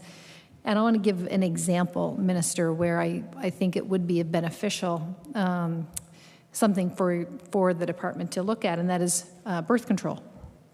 The province of British Columbia recently have approved free contraception to the people, available to the people of British Columbia. They're estimating it's going to cost about $119 million over 3 years. I was just in British Columbia visiting our third son, Joel. He's just started in the Navy, so we were there on the weekend. And it looks like British Columbia's population is about 5 times Nova Scotia, so if we could make an assumption that a similar program may cost around $23 million or so to Nova Scotia if we were to implement that. And advocates for this, Minister, say that for every dollar that is put into this, there's potentially a savings of $11 in healthcare money. And that is dealing with aftercare for unwanted pregnancies and abortions, and the economic impact on people's mental health and the communities as well. So that's just one example of something that could be included in the budget that would be specifically looking at gender equity. But I'm wondering, can the minister respond to that? Is there any sort of framework or analysis done to look at gender equity in the provincial budget for Nova Scotia? I recognize the Honourable Minister of Finance. Thank you, Madam Chair. So just to back up to go into that, but going back to some of your earlier comments, I think it's common for governments to be in the situation where you get criticized for not spending, and there's all kinds of accusations that can be put forth as to why you're not, and those claims can be put forth however they're put forth, and governments can't really stop those claims from coming forth. Suggestions on why, or you should have and you didn't, and here's why I think you're not doing it well. Governments can't really respond to that any more than showing the evidence of expenditure. And I think in the case of healthcare, I think there was a significant one. I can't put my mind to it right now, but in a hospital in your area. So I think that's a good example for people in your area that government, despite the fact that maybe there's not a government MLA there, doesn't mean that government's withholding investments in healthcare in that area, right? But we can't stop that. When people make claims that, oh, this is why it's happening, and we can't stop those claims from coming forward. The other thing we see is when we do spend money, people are quick to jump in and claim the credit. I think I'm laughing because I was reading the cover of the Cape Breton Post after Budget Day, and our colleague, the member for Sydney Member 2, was talking about the school lunch program and how that was all they're doing and when they were in government, and I'm so glad to see it happening. I can't help, I can't control my emotions here. But this is what every government experiences. You get criticized for where you don't spend, and where you do spend, the same people can sometimes say, oh, we got that for you, you know? And it's as old as I'm sure politics has been around. But all to say, I would say to the member to answer the question, every minister is responsible for their budget when it comes time to spending it. The budget process allots money, gives, through Treasury Board, gives permission for ministers to spend money on stated objectives. The Finance Department obviously, as minister tabling the budget, has a significant role to play in putting the budget together. Departments make their pitches as to what they think is needed. There's things like utilization. There are almost things you don't even have a say in. If there's more demand for a certain measure, if you want to meet the demand, you've got to increase the budget. So before you even consider doing things that might be considered new and that may very well be needed, you have to address, you know, things like utilization, increases in what you already are doing. So I would say to the member, I mean, at the end of the day, people can judge for themselves. Is our government being fair in how the money is being spent around the province? I would like to think it is. But at the end of the day, we have to leave that for people to decide for themselves. We will certainly talk about it and explain where we're making the investments. We talked a lot about additional appropriations today. We certainly explain where those investments are being made, every quarterly forecast update. And, you know, within the budget process, I know all ministers are conscious of having a lens of equity, diversity, and inclusion, EDI. But, you know, at the end of the day, I think the government has to make sure that everyone, I think that is the purpose of EDI, it's just to make sure that people are getting what they need to be getting and should be getting, no matter who they are. Because at the end of the day, we're all people and we all have needs, and as a government, we want to ensure that people are able to access the services they need, or if they're in situations where it's harder for them to speak up for themselves or to have something, that the government is being proactive to ensure that it's making it easier, or that it's taking the action to get them what they need before they even ask for it. I recognize the honourable member for Cumberland North. Thank you, Madam Chair. Thank you, Minister. I can say a common theme for the people that I represent in our area, and I often hear similar from Cape Breton. There is absolutely a culture of feeling like they've been forgotten by the province, and it's not just this government. It's been at least 2 decades, really maybe even closer to 3. I would say when the Cobequid Pass tolls were put in place, that really reinforced that feeling of being isolated from the rest of the province. And you know, the common saying in our area is Nova Scotia ends at the tolls. And even when I started my 3rd small business, it was a local food business. And, you know, just from an economic standpoint, it was really difficult to get local food distributors to deliver to Cumberland. They stopped at the Masstown market. So a lot of our supply ended up coming from southern New Brunswick. And it's just where trade naturally is our natural trading partners. But I feel, you know, as the elected representative, that it's wrong. We are part of Nova Scotia. We should be considered. There has been a movement. There has been a few changes that we've been advocating for, like Minister of Agriculture put in an ag office finally in Cumberland. We've seen some investment there. But we just seen an investment in Acadia University for a nursing program, which is great, but all of northern Nova Scotia has no registered nursing program. So Truro, Pictou, Amherst. So, you know, looking at long-term planning and looking at the shortage of registered nurses, we don't see any future change there. So again, people say, again, we've been forgotten.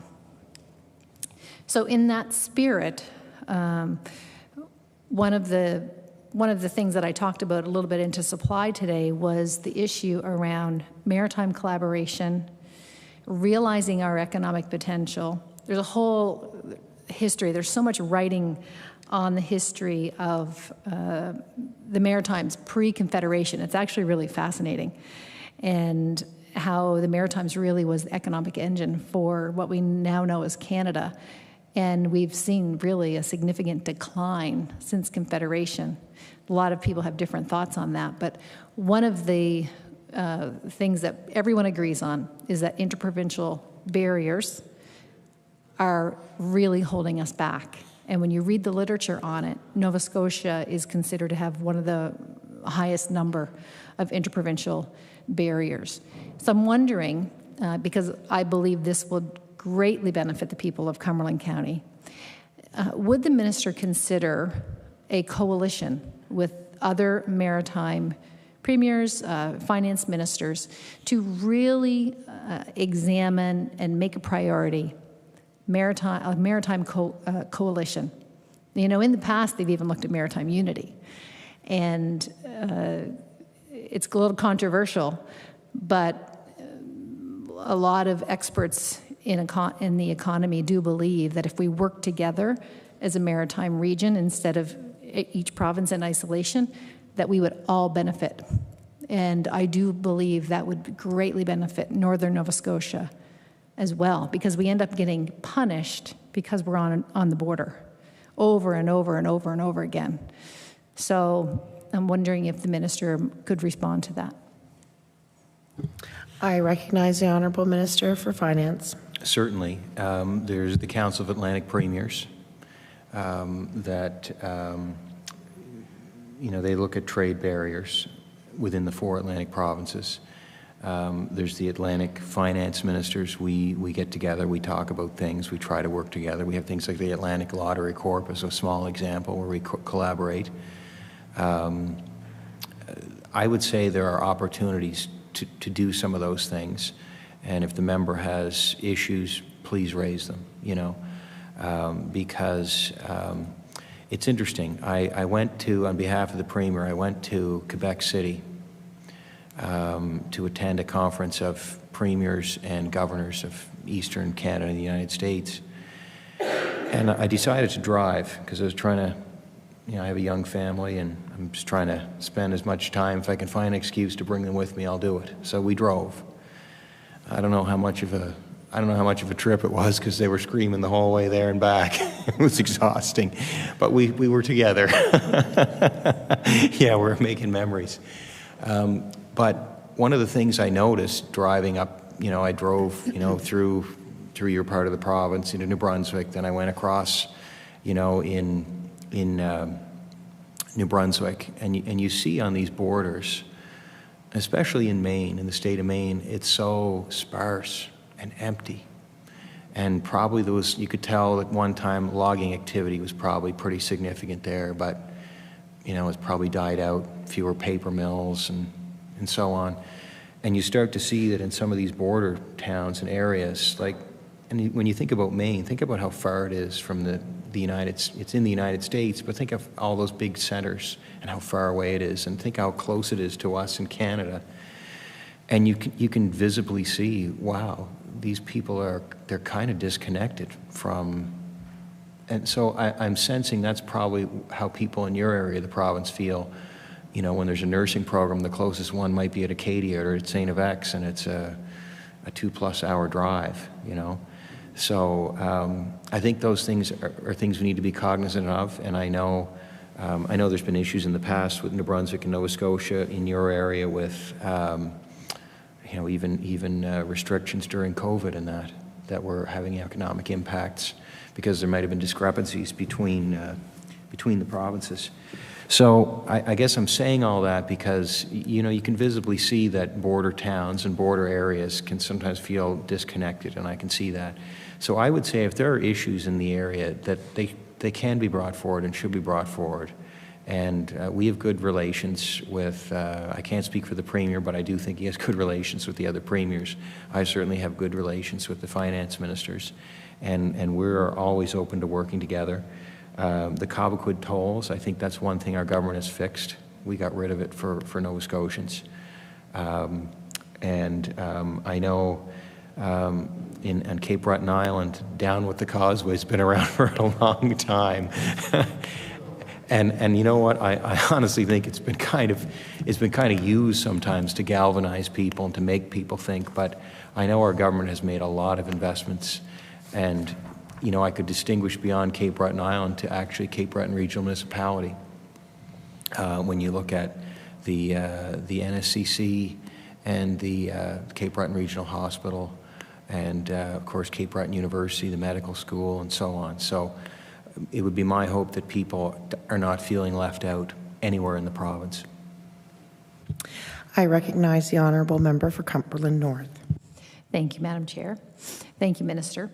Well, definitely that culture has not changed significantly. And, you know, we have many hours we put in, you and I, the Minister and I, during the 17 months of the border restrictions and all the challenges that came with that. So I know the Minister's well aware of the economic impact, and all the other impacts on our area.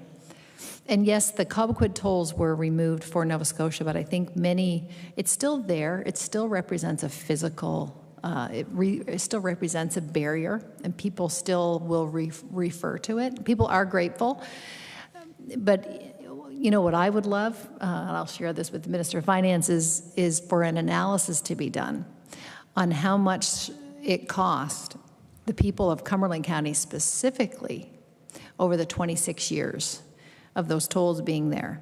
Because if someone had to go to Halifax for a medical appointment, they're paying those tolls. And yes, they can go through Wentworth, and many people do because they're stubborn. They will not pay that toll. But many people did pay. And it also had a dramatic impact on businesses. Loggers, people in the forestry industry, fishing, hauling their lobsters to market. Our manufacturers taking product to the port, taking product to the airport over those 26 years, paid tolls when other businesses in Nova Scotia did not have to. And I would love to see that amount of money be reinvested back into Cumberland. Because when you take a drought or a financial hardship for 25, 30 years on an area, it makes a difference. And we've also seen during those years, many of our youth leave the area. And I think that's why we see the demographics that we do in Cumberland. We do have the highest number of people that identify as having a disability. And we also have one of the highest rates of senior population. We love our seniors. I'm getting up there myself. But it means that you don't have that balance of the labor force. And we have a lot of people living in poverty, Minister. And it's very hard. It's one of the hardest things as an MLA, hearing from people that are really struggling and they feel like people don't care and they need help. So I'm just sharing that with the Minister so that when budget decisions are made and we look at our $16 billion, that Cumberland County is considered. Because I do believe for at least 2, maybe 3 decades, it hasn't gotten its fair share. And I did want to highlight the fact that we do have high rates of disability and seniors that are struggling with things like the late fee for seniors pharmacare. They're working past 65, but then they're punished and having to pay the late fee. They're having to pay the copay.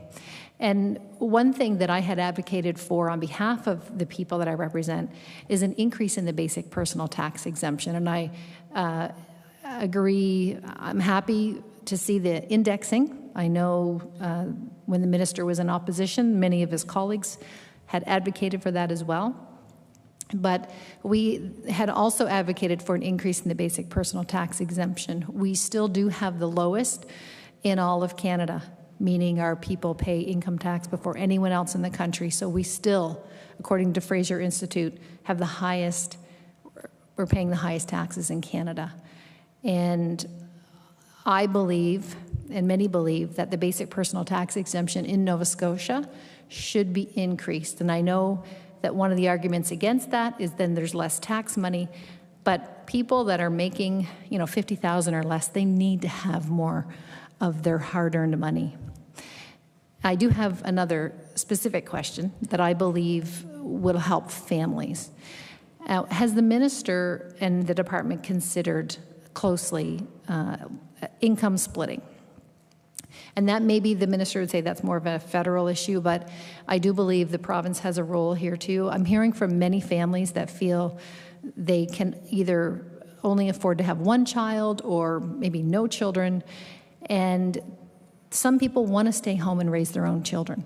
They don't want to put their children in daycare and have a stranger raise their children, but they can't afford it. And just last weekend, I heard from a young family saying, I want to stay home, I want to be with my child till they're 5, but we can't afford it. We have to have 2 incomes. One of the tax measures that a government can take is they can implement income splitting so that people can take one income and split it. So yes, there's less tax revenue in it, but you have more people staying at home, and some could argue helps with family unity and strengthens our society. So I'm wondering if the minister can comment on, is that something his government would consider? Just a note that there's 4 minutes remaining in your time. I recognize the Honourable Minister.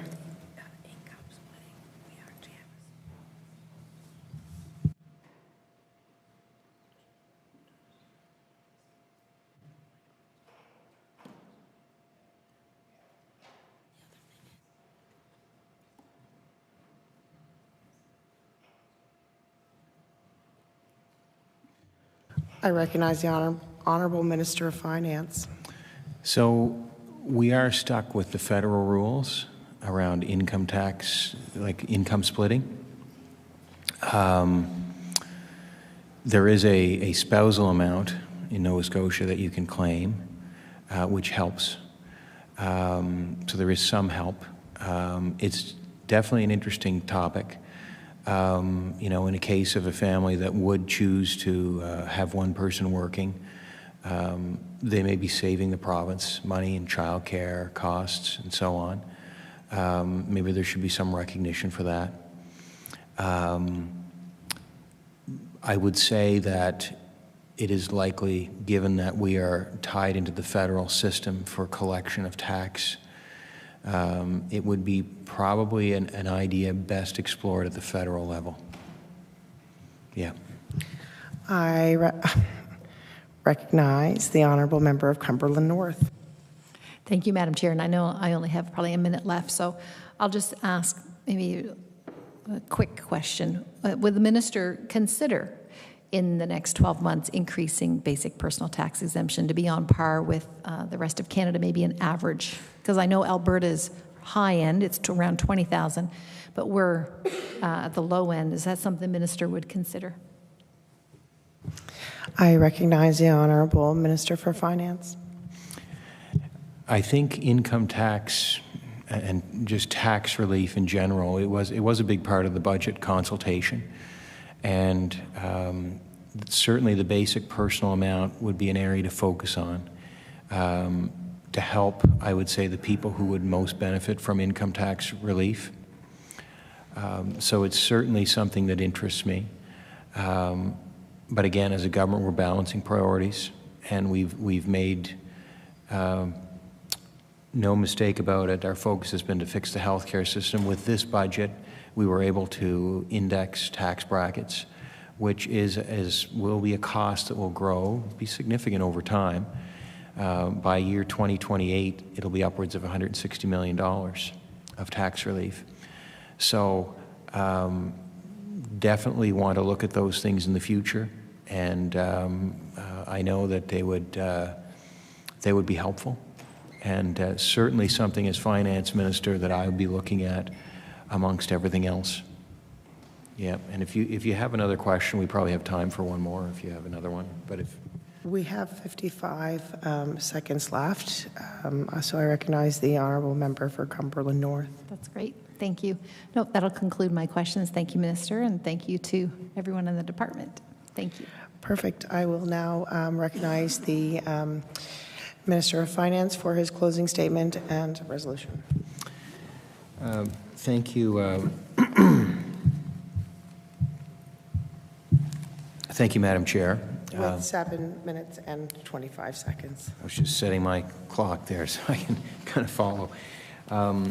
I'd like to thank staff who's been with me here today for your help, and also for people who are well, they're probably home right now, as they should be at this hour of the day. But everyone at the Department of Finance and Treasury Board, and at Labor Relations, for all the work they do. I never realized all the work there is to labor relations. We have 300 collective agreements in the province, over 300, and it seems like every week there's a new story, a new issue. We have a lot of hardworking people in our departments, and I want to thank them. They're always there when I need information. If I have a question or if I want to probe a little further, they have lots of patience for me. Well, not all the time. and I'll thank them for their honesty, too. But it's, they put a lot of work into the budget. And I know we talk a lot about, you know, is the province being fiscally responsible? Are we, you know, are we doing good reporting? Are our projections accurate? I can tell you the professionalism is high, and I know the members know that too, that we have very competent people. And I will just say that it's a pleasure to work with them. And as much as the hours can be long, I have a lot of fun over there. And I think that's a testament to how good they are to work with. And if they're that good to me, and I'm just a guy that rolls in, I can imagine they're just as good to each other the rest of the time. So credit to them all, and want to make sure they know how much they're appreciated. I will move to read my resolution. So resolved that a sum not exceeding $171,845,000 be granted to the Lieutenant Governor to defray expenses in respect of the Department of Communities, Culture, Tourism and Heritage pursuant to the estimate. Resolved that a sum not exceeding $48,790,000 be granted to the Lieutenant Governor to defray expenses in respect of the Department of Finance and Treasury Board pursuant to the estimate. Resolved that a sum not exceeding $822,863,000 be granted to the Lieutenant Governor to defray expenses in respect of debt servicing costs, Department of Finance and Treasury Board pursuant to the estimate.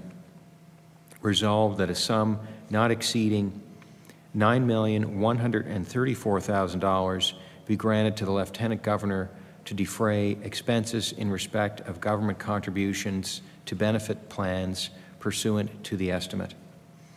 Resolved that a sum not exceeding $3,271,000 be granted to the Lieutenant Governor to defray expenses in respect of the Nova Scotia Securities Commission pursuant to the estimate.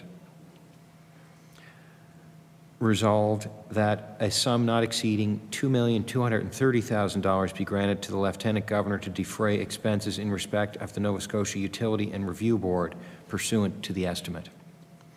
Resolved that a sum not exceeding $659,765,000 be granted to the Lieutenant Governor to defray expenses in respect of restructuring costs pursuant to the estimate.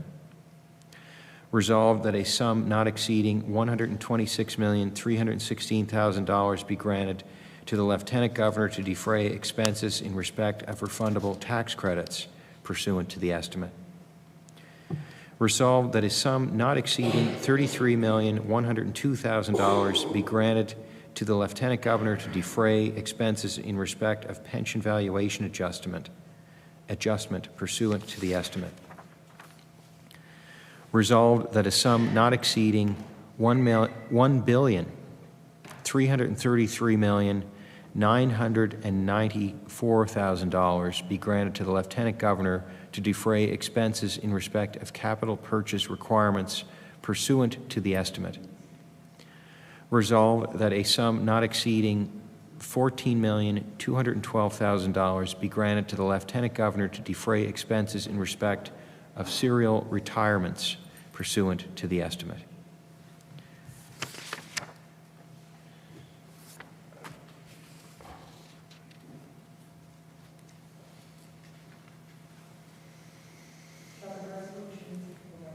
Sorry.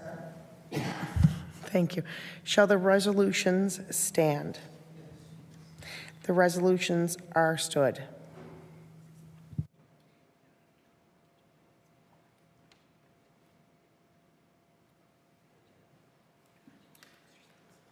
We have 1 minute and 55 seconds left, so if everyone would like to talk amongst themselves for 1 minute and 10 seconds. Keith has offered, or sorry, MLA Bain has offered to do a dance. We could take a vote on that if you'd like.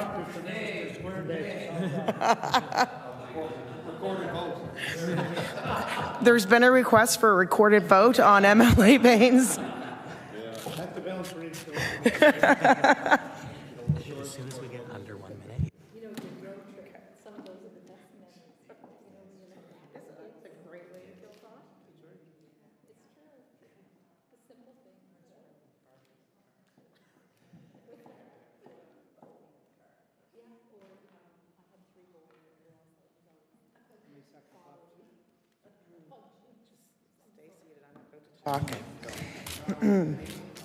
Order. Order. You're getting out of hand.